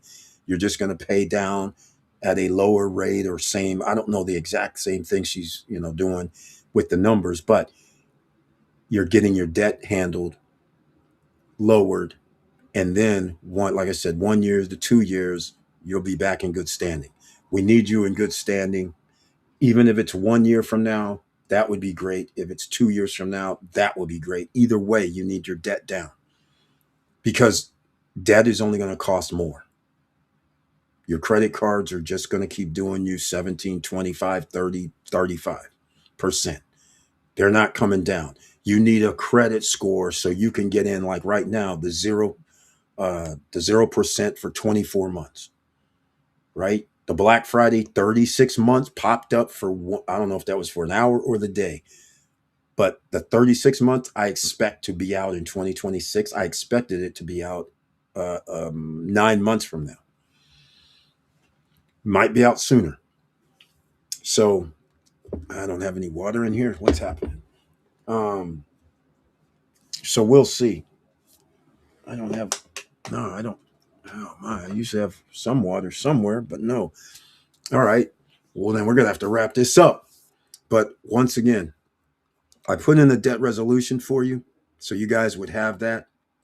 Um, if you're living paycheck to paycheck, inflation isn't your problem. You need more cash flow. Exactly. That's exactly what we need. So you can only get your debt reduced. That would help, especially if you don't have to pay anything extra to get it reduced. And somebody they make the negotiations. That would help out greatly. So that's why everybody down below in the description box, I'll also have that. You can get it in the chat room right now. So I'm gonna tell you what I do. I make sure that I have 10% in cash. I do not diversify in random stocks. I only hold 3 individual stocks. Exactly. You were saying that the other day, which is fine too. Everybody has their own way.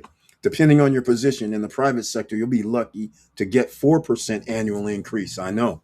Most range between 2 and 4%. The only way to be above 4%, you need to move to another company. Exactly. Or be in the executive team where they give you that extra bonus and give you an increase. Um, That's exactly right. There's no way you can catch up, and you can't even stay even because they're lying to you. If they came out and said we're going to include food and energy, if energy was what 11.7%, and if well, they never made a number for food, but food is double. Well, yeah, pretty much. If food is like 50% more, and you actually added that to this nonsensical 3% stuff, then you would understand. And then your energy bill went up about another 30 to 50%. It would be more like 15%. So 4%, 5% is nothing. You're negative 10%. So you easily can see where even if you made more money, you come back because of the inflation. That's where the problem comes in. So that's why the boomers are so lucky, because they have the investments, they had the assets. The people coming behind are in a whole different world where getting an apartment or buying a home, you're giving up 40% of your income pretty much, because that's what they're allowing. Otherwise, they would have to turn people away, way too many people away, and they wouldn't be able to fill their rentals or get mortgages. So you can forget the 20% stuff. That's gone. There'll never be that again, because nobody would be able to qualify. Not nobody, but a large percentage of people would not be able to qualify.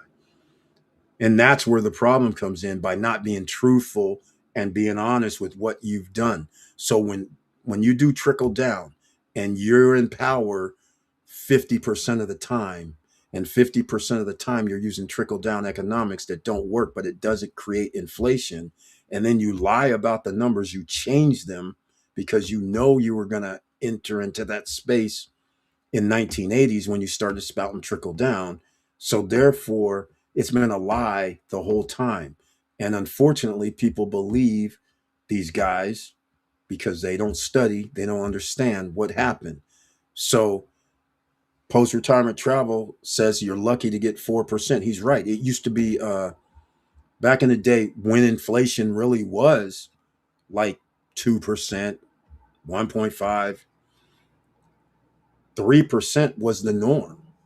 Cost of living increased 3%. But again, I was mostly, well, I was in unions, so I forgot about that. I don't know regular job.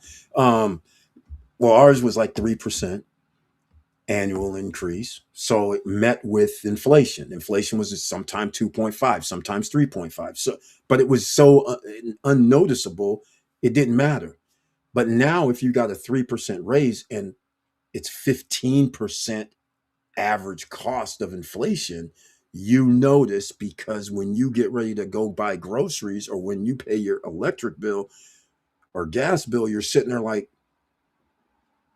does this say 250? What the, how much? Wait, this, did we not pay our bill last month or something? I mean, that's what it turns out to be. And then it's on from that point on, because now you're in panic mode, like, wait a minute, we only have a little bit of money left for the whole month. That's what people are dealing with now, being younger, and they could not buy the assets, which is the other effed up part, right?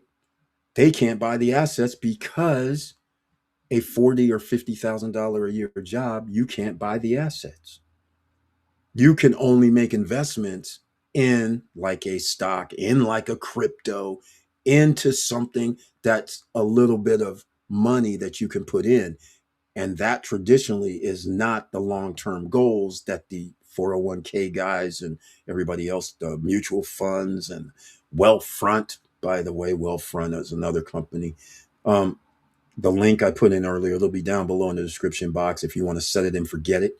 But those are the ones that they can't put their money in there and go, oh yeah, I'm good with 5%. I'm good with 7%. I'm good with 8%. They're not good with 8%. It does them no good to put their money in VOO and all SPYQQQ and use old school. We're good with 9%. Inflation is more than that. So they're not getting ahead. It doesn't get them to buy more later. They buy less later. So they can't win. Everybody who grew up in the last like 40, 50 years, who had a head start of 20, 30 years, you have a huge advantage if you were able to invest, because you got to have low inflations, manufactured or not. You got to have low inflations. But in the last 20 years, things have started to escalate. And that means your kids, grandkids are in the throes of 15% to 20% increase of prices every year, and they're not getting 15, 20% raises. So even if a person says I make 100,000, They need to make 115 to 120 the next year. That's not realistic. And furthermore, we now know right now, as a job opening, there's less than 500,000 jobs that make $140,000 a year. I mean, this is not even rock. This is why America's a third world country. Anyhow, America's a third world country. You guys just don't know it yet. You can tell if you travel around the country, you can always tell because roads, bridges, um, homes, things are deteriorating because America can't spend money on its infrastructure or doesn't want to. They'd rather have a Gestapo force, which they get $1 trillion for, when they should have built a bullet train or something. I mean, how do you decrease energy cost or something where people go to work and there's something produced so people inside and outside of America can buy and help our economy and give livable wage jobs? I would have rather spend $1 trillion on that than trying to throw out people who's here for education, who's here to make ends meet for their family back home, like America was built on. Um, the question I have, though, is very basic. So I have a person, I'll use simple, that does housing, roofs, interiors. I have a person that picks fruits. I have a person who's here studying to be in the medical profession, livable wage job. I have people who are designers who create jobs for mom and pop businesses. So I ask Americans from a capitalist system, if I remove those people, some and most of these jobs are not livable wage jobs.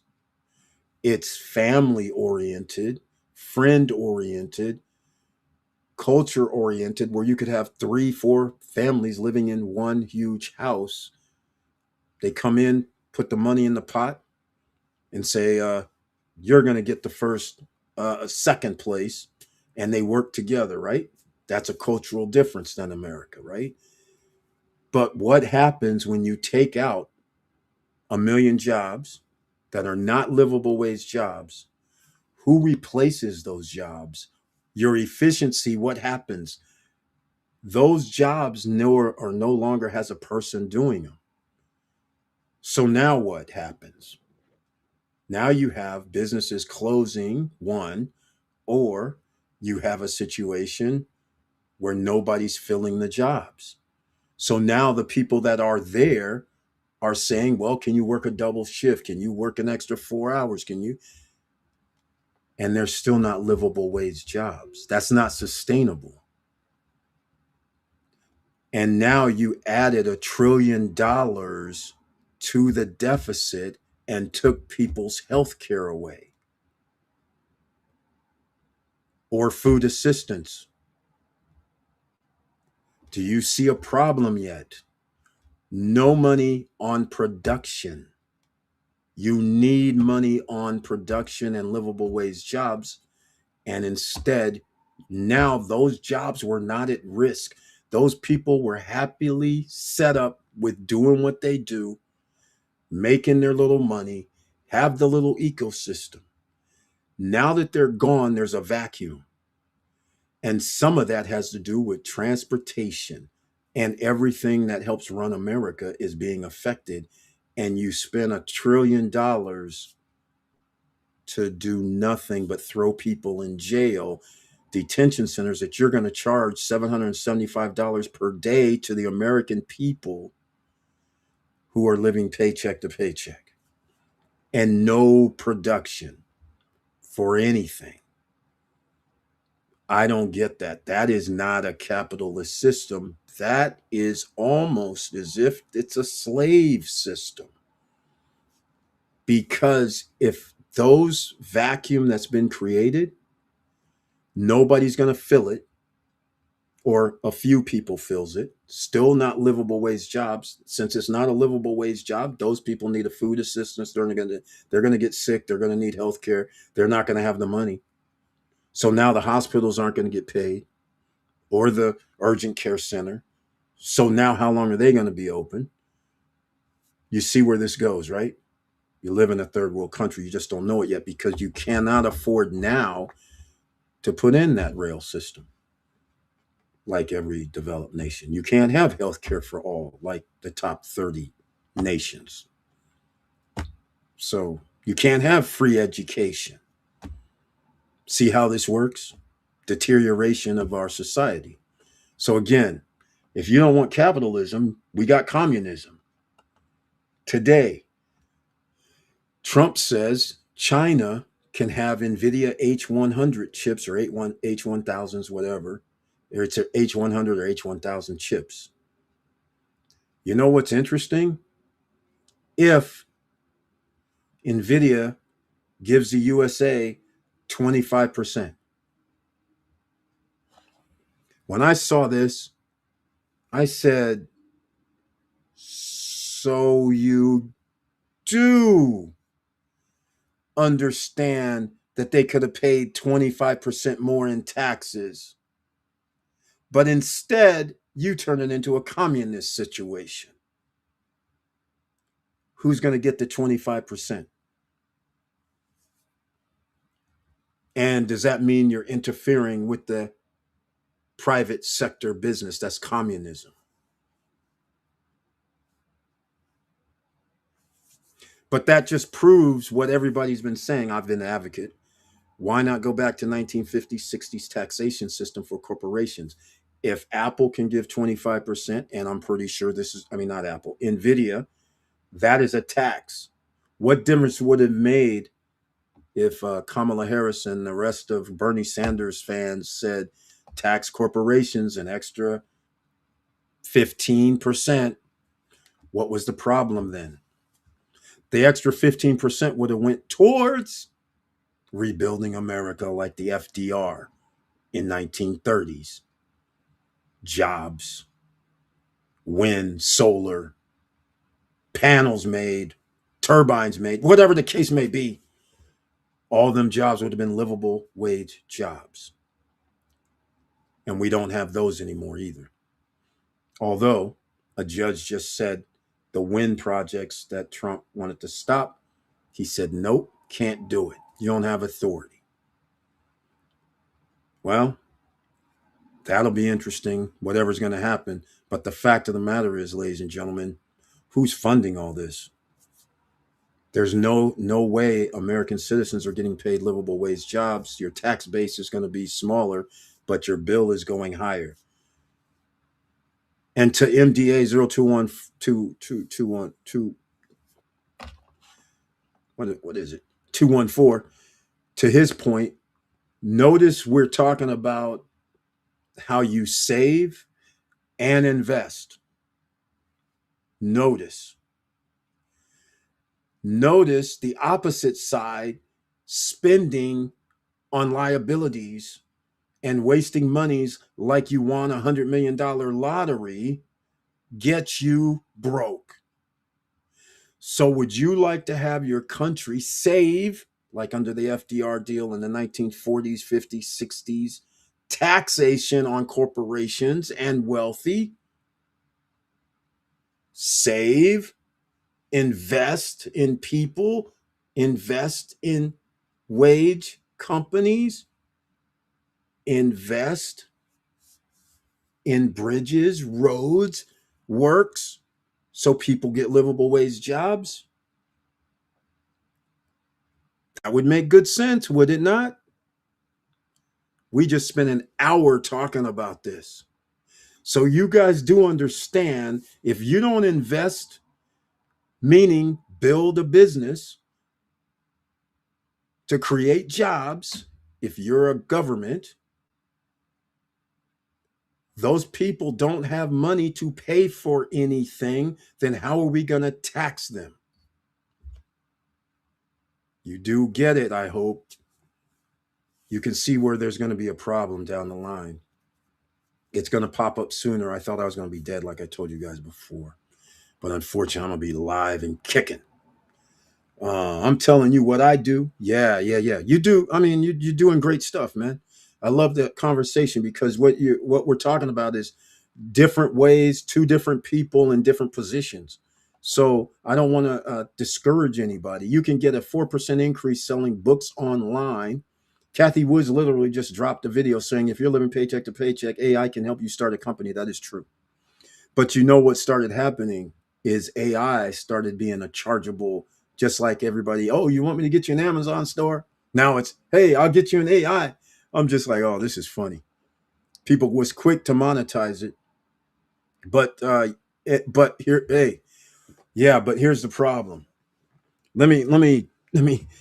There's AI is not production again. So now what you're saying is you can do 4% increase selling books online. Okay, fine. How many people are going to be able to do that? It's not, that's not a, we can't do 20 million people can't do it. Let's just start with that. Again, we're talking about if you go this route with AI, now you've shrunk the field altogether. That's the point.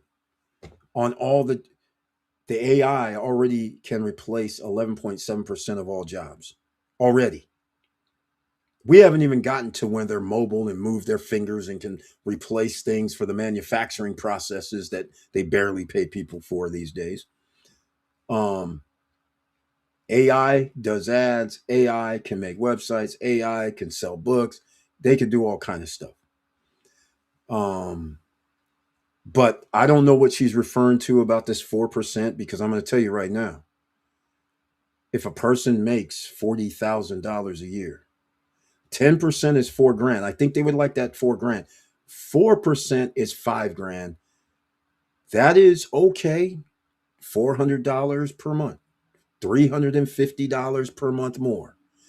Again, in this real world, their electric bill, their energy bill, the groceries have already exceeded this 4%. We're back to this four.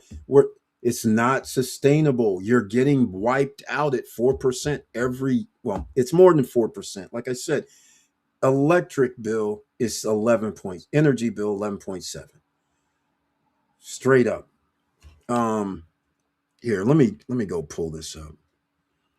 Again, this is not sustainable at any time. You can't, you're going, well, I can make 4% more. It doesn't matter. You're already lost before you started. The inflation is more than 4%. So you're basically working for nothing. And this is one of the reasons why a lot of people go, well, why don't they just go to work? And I had a conversation with my dad about this. I said, Dad, I'm going to tell you why. Because, there's a lot of people that are homeless and they go around asking for money. Can you help me out? And I said, there's no reason to get mad in reality because there's no way out. Because if they go to work for $40,000 a year, they're already living paycheck to paycheck anyhow. Now, if they have a kid or two, they're going to need childcare.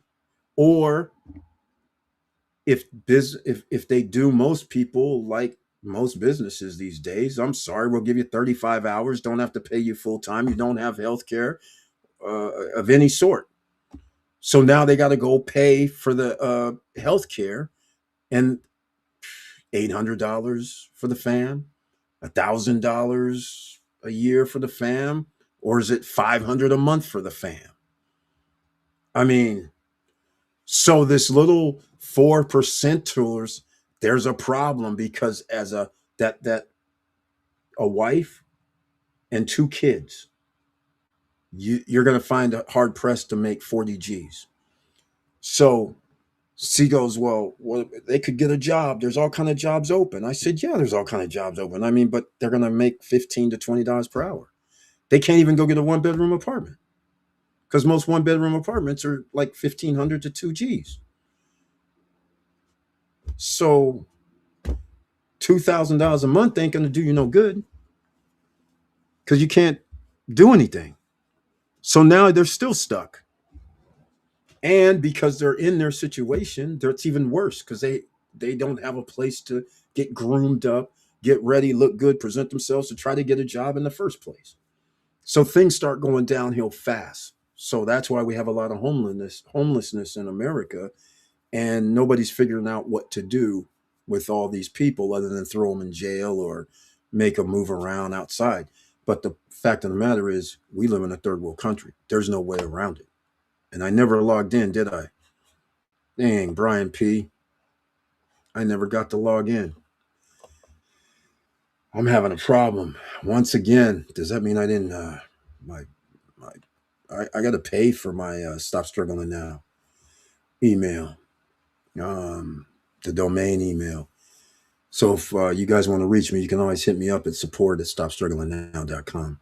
Again, let's go back over it. Findhelp.org, ladies and gentlemen. I forgot to mention that tonight.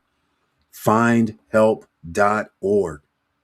Oh, Brian P. He's gonna get me upset. Mr. Compensation in the house tonight. What's happening, my man? Everybody go hit him up. And by the way, post-retirement travel, he's on Instagram and YouTube. Go hit him up. Mr. Compensation, Instagram, TikTok, and on YouTube as well. This says Mr. Compensation on here again, not Mr. Law Compensation. Click on their profiles, subscribe to their channels, show some love. Findhelp.org. If you need help out here, go to findhelp.org. There's nonprofit organizations. They get funding from the federal government and state government to help people out. Put in your zip code. Only in America or territory that has the zip code. You'll find some services for you. And Mr. Compensation brings his tagline, SSN fam. What's up, man? Happy holidays. Okay, Brian P. He's already done it. The Food and Drug, and that's what I saw. Drug Administration has recalled a popular treatment for high blood pressure. I had that up.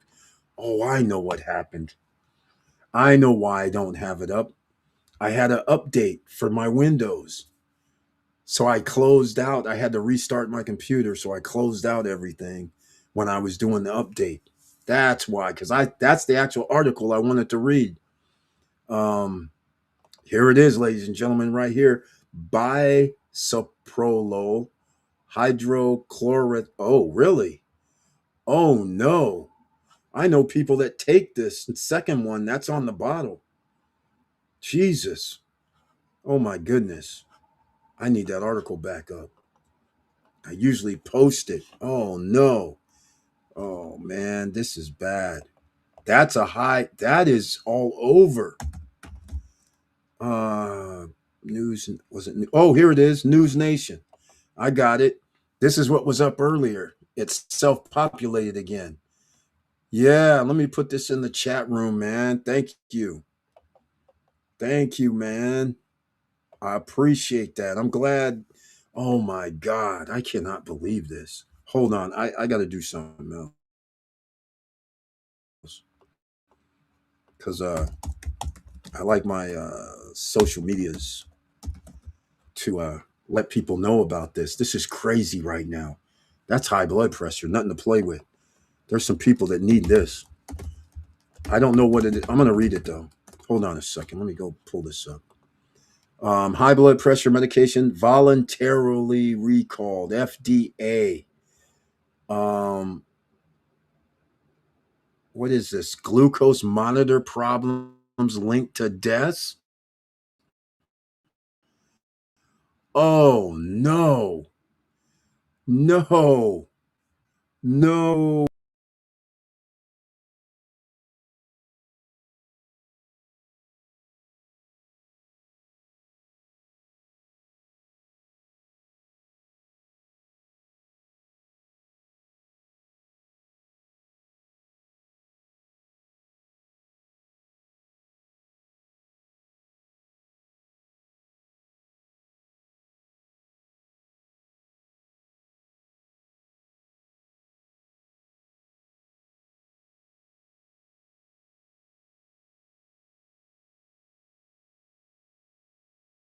Pharmaceuticals.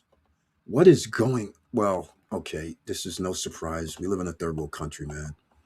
Um, Once again, FDA has been cut. There's under this administration, they cut off a lot of federal agencies. Um, so and regulations. So this is actually no surprise, sadly. Oh, so instead of taxing the wealthy and the rich and the powerful, these are the costs. Unfortunately, ladies and gentlemen, this is why you got to start small, no matter what. Even if you are living paycheck to paycheck, you do have to. What? No, no, no. You're gonna have to do something to increase or decrease your debt. You're going to have to. This is major though. This is like the go-to drugs for blood pressure medications, and people usually need these once a month, right? Let's just face it. Somebody's watching this right now that takes this. Again, you guys know I don't take any pills. Fortunately, um, I've seen this before. My dad had this, I think, because I went through him and his wife's drug cabinet. Because I was like, "Are you kidding me?" I couldn't believe it, and so I needed like I was like some antibiotics. I was looking for antibiotics. I was like, hold up, I need some antibiotics right now. And I was like, oh, you guys got a ton of pill things in here. You got to have antibiotics. Then all of a sudden he goes, oh, your sisters came over and raided our. I was like, oh, then the antibiotics are gone because those you need prescriptions for. So luckily though, it was like a week or so before it went back to DR. So got a resupply for years of antibiotics. Um, yeah, this is crazy. 30 count, 100 count, 500 count bottles. Wow. Wow. That is scary. This is scary. I'm glad they voluntarily said something. Jeez, trying to get people killed. But there's something about the glucose stuff too. Ah, man, come on. I'm trying to put this somewhere so people can see it. I just don't like us knowing about it. What's happening here? Huh. Oh, there it is. Okay. Give me a sec, please. Yeah, this is nothing to play with. Yeah, people got to see that. That's crazy. Well, thank you, Brian P, because that's major, man. Mr. Compensation, I appreciate you. Thanks, man. I appreciate you as well. Hopefully everything's going great, man. You're welcome. Thank you, man. Mr. Compensation, I see you. There you go, ladies and gentlemen, right there. That is crazy. Scary. All right, we're gonna wrap this up tonight. I've been in here a long time. Me and MDA0214. You guys hopefully learned something by the exchange because he's a great avid investor, and so he studies. You can tell because he's giving names, he's telling you the numbers, he's giving you information. This information is something to keep in mind. Like he does say, like he said, the wealthy give you a crumb trail. So therefore, there used to be things like that 50, 30, 20. It all made sense when people actually had disposable income. Now, when people have no money for savings and investments, now what do you do? And they say, well, get a second job. Well, again, a second job is no joke as well, especially if you have family or children. And we have a number of single family parent homes. So now your cost is letting the kids stay with family, or no family, then friends. If no friends, then some care center. Um, so now you have a whole nother situation in society. Again, if I'm Russia, I'm loving this because I don't even have to do anything. These guys are doing the bidding for me. Um, so, and unfortunately, we can't go back. The feds are about to increase the supply of money, and inflation is going to continue to rise, even though they're going to cut down on the federal funds rate. That's not going to save anybody. So you need extra funds. And I do agree with one thing. You cannot sit at zero. You're going to have to put some sort of a, even if it's just a little bit, like post-retirement travel always said, a little, your cup of coffee. A lot of people out here spending a cup of coffee a day. Put that towards investing, or every week, put that towards investing. And yeah, it's only $9 to $10, but it's over time. It's money that you spend anyhow on liabilities. Divert the liability money into investment money, and you will be surprised what you can do. All right. So that's it, ladies and gentlemen. I'm going to be here Wednesday night once again. I hope you're here as well. And as you can see, conversation can go anywhere. You just have to participate, be part of the chat, and make sure you subscribe. Make sure you smash that like button so the YouTube gods know that we're in the house. Okay? With all that said, I love you guys very much. And please like, subscribe, and click the bell below so you get the latest updates. And I know you know it's hard out here. So you know what that means. Just make sure you stay safe. Hey, Eric, Brian P., Mr. Dividend, what's up? We're not gone yet. You guys know it's hard out here, and a lot of people are under stress and duress. So you're going to have to stay calm as possible yourself, even though you may be under stress and duress. Sometimes go to meditation. Just relax. Okay, get in a nice comfort zone, even if it's only for 15 to 30 minutes. That's all you take. Take some of that pressure off. Nothing's going to change in the next 10 to 15 minutes. Okay, unless you're doing trading. Just gotta say, hold on, I forgot something now that I'm thinking about it. Offshore trading, broker account, CoinX. Let's go. Let me put this in here too. Sign up for the CoinX, ladies and gentlemen. Why? If you plan on trading, that's stock trading. Well, actually, it's not even stock trading. It's a lot of other things. Oh, there is an Autobot situation, but again, you don't have to buy this Autobot. It just so happens it's on there. But get your CoinX, ladies and gentlemen. If you want to find out about the gold bot thing, just keep in mind this. If the gold and US dollar, XAU USD trends down, that is the time to use your auto trading bot if you choose to get an auto trading bot, because it puts so many trades in at one time. If it's trending up, I would not really advise. If it's going up slightly, okay. But if there's like this all of a sudden an uptick, not good. Okay. It trends when it stays almost here or goes slightly down. You tend to make more money on the Autobot. But that's why you learn how to trade commodities. That's right. I like that. XAU USD is one. So first you get the CoinX, but then you need that candlestick Bible. You need to understand, be able to read candlesticks. I think you should know that because there's tendencies with the stock market with regard to candlesticks. And once you understand the story, a lot of people use them. And yes, you should use them because there's a setup for it. And that's one way you can work for yourself from the comforts of your home. I will say, I was very fortunate to also work from the comfort of my home when my daughters growing up. One of my daughters lived with me. So, because her mother passed away, so I was very fortunate enough to be home. And being home, I was able to not have to worry about what happens after school, what happens in high school after school. Some I could always pick her up, and all these things. So that's another thing about being at home, being able to work for yourself, and being able to use something that is not going away, regardless of the economy.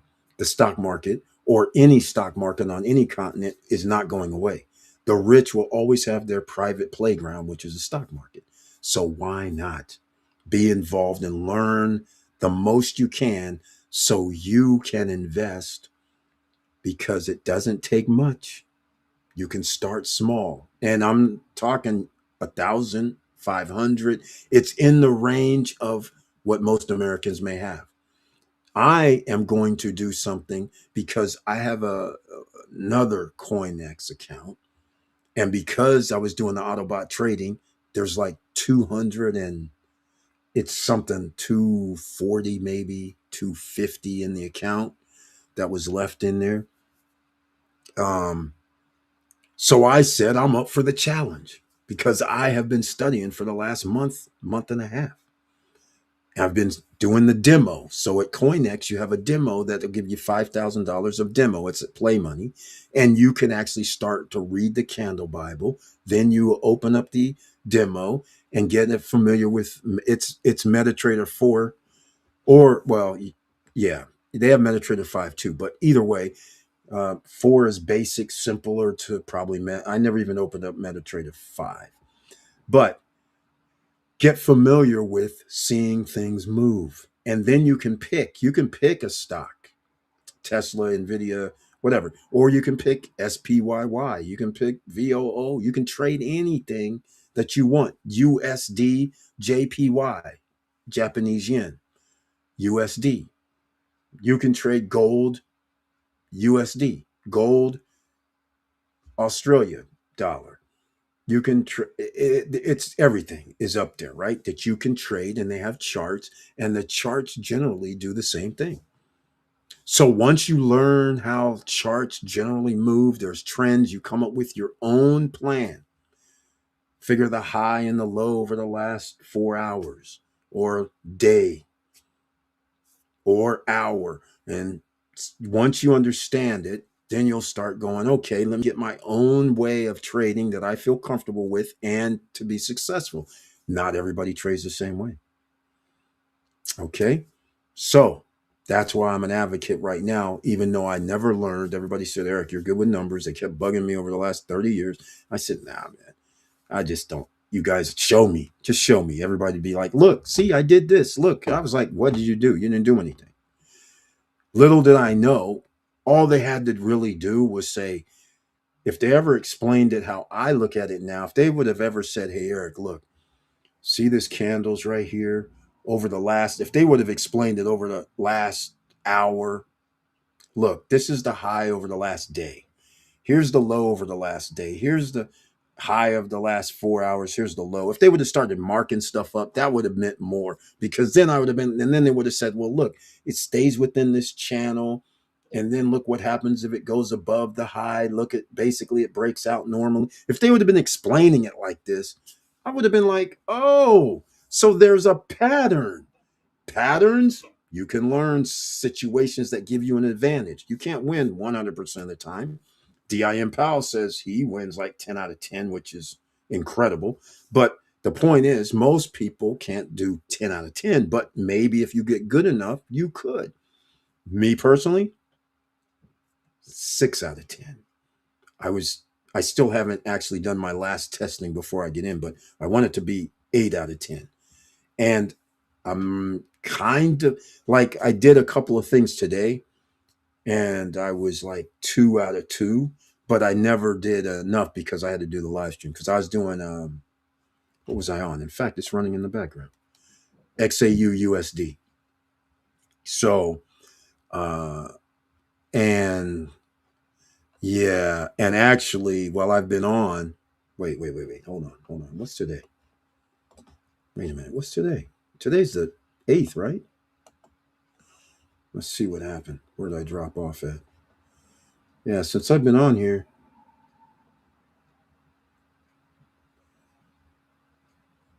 Oh man. Oh man, we've had some nice swings since I've been on here. Wow. We had a oh wow. In the chat. Are you kidding me right now? Hold on. What's happening?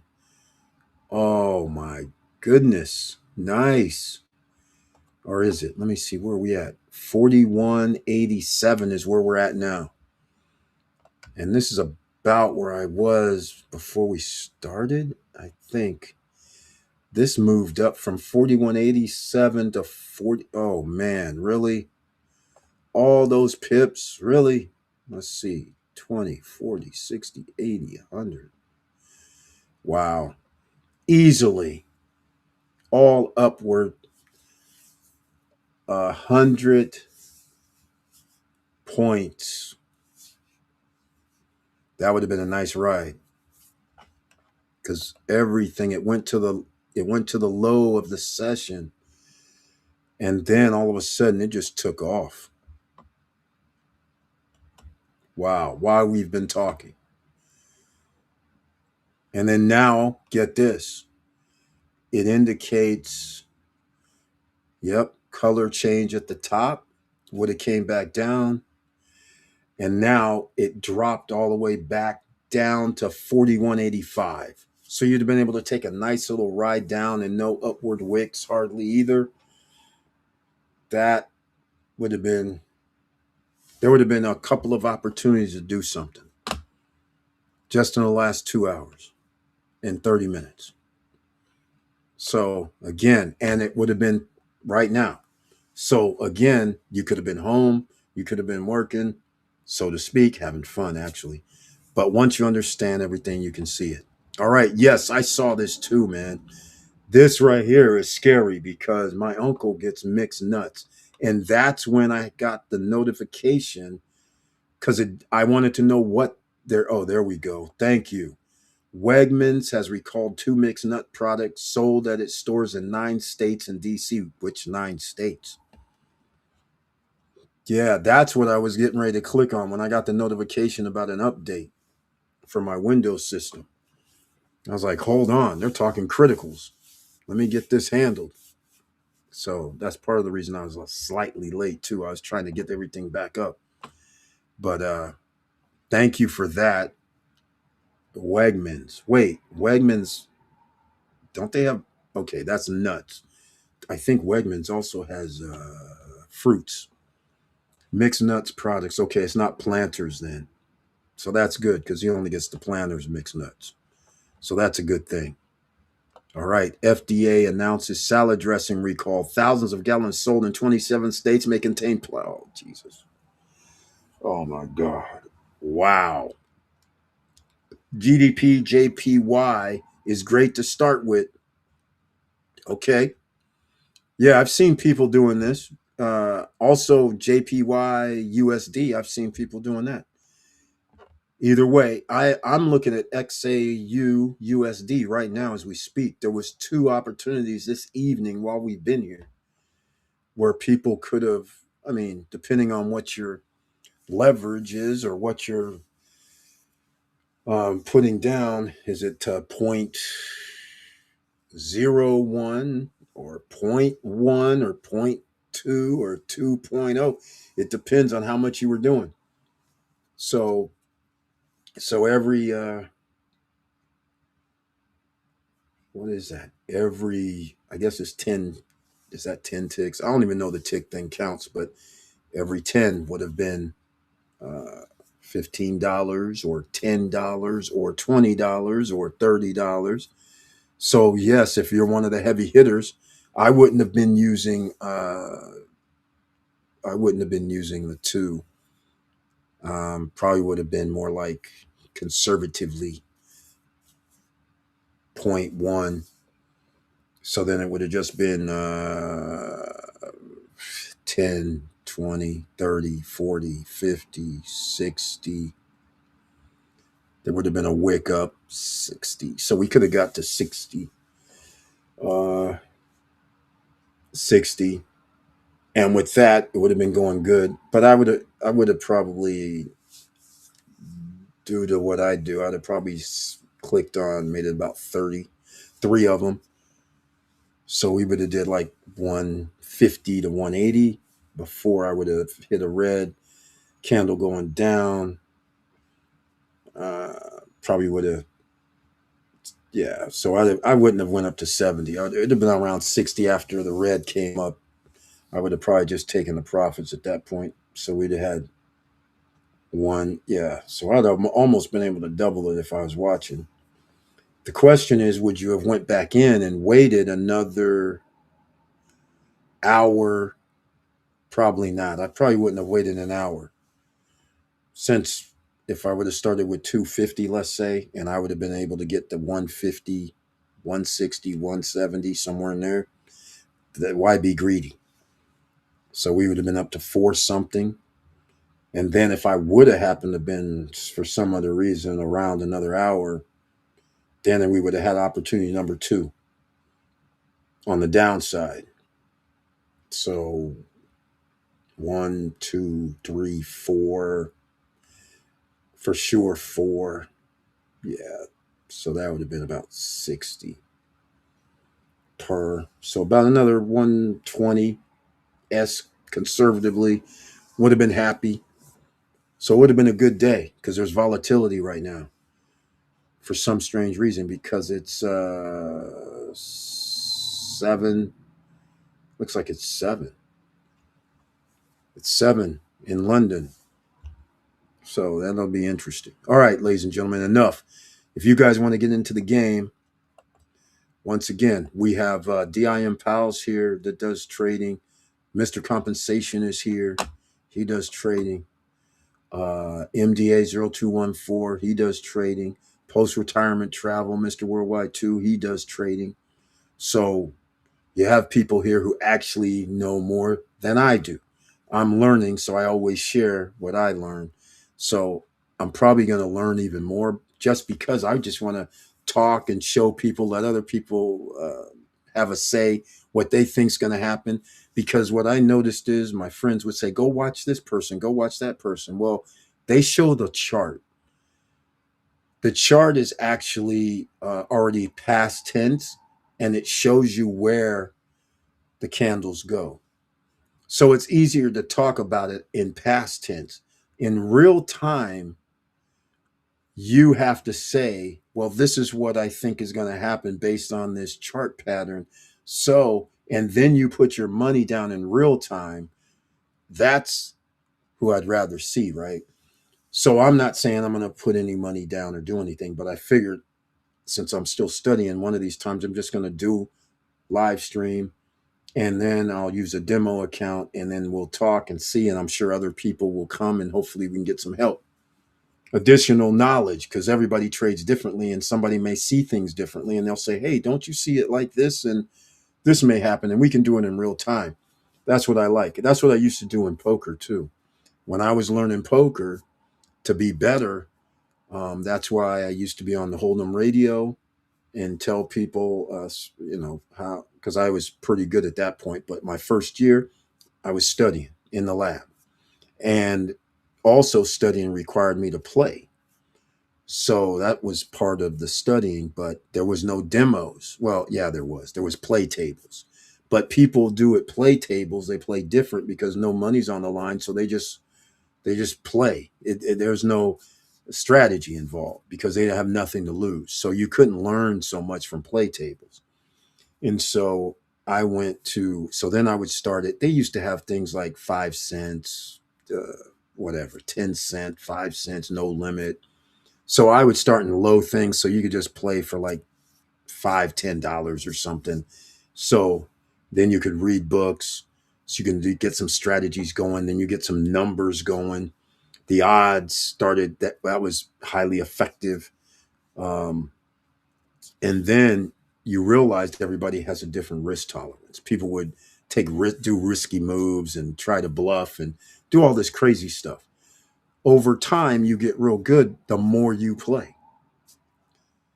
So the same thing I feel here will hold true. The more knowledge you get, the more you study, the better you will increase your odds to win.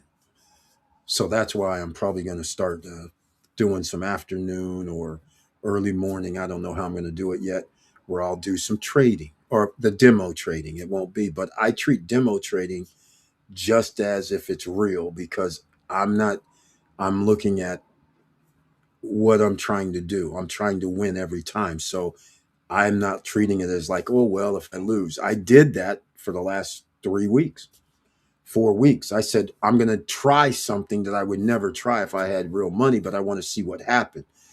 And oftentimes it was an L because it didn't work. I was just trying to go off the side, trying to see if I could do some extra.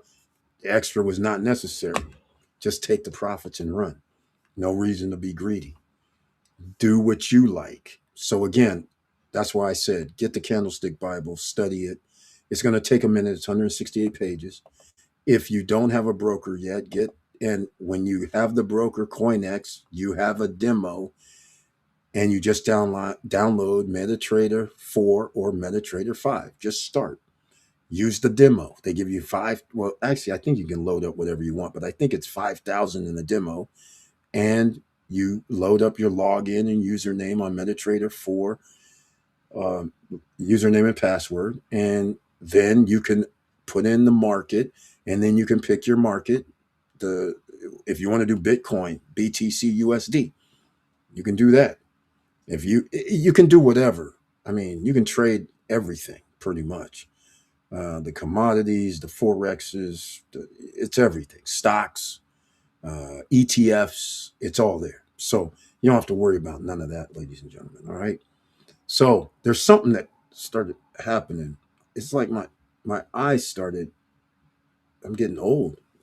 It's like there's nothing wrong with my eyes, but I'm like, hold on, this thing ain't moving like it used to. But nonetheless, ladies and gentlemen, all right. So I will see you guys on Wednesday night, hopefully on the Wealthy Wednesday Night live stream. And again, I love you guys very much. Thank you so much for your support over all these years. And please like, subscribe, and click the bell below so you get the latest updates. You know the deal. I said it twice tonight. So make sure you smash those like buttons, share the videos again. Lots of people don't realize the conversations that we have here that can help them. And I'll see you on Wednesday.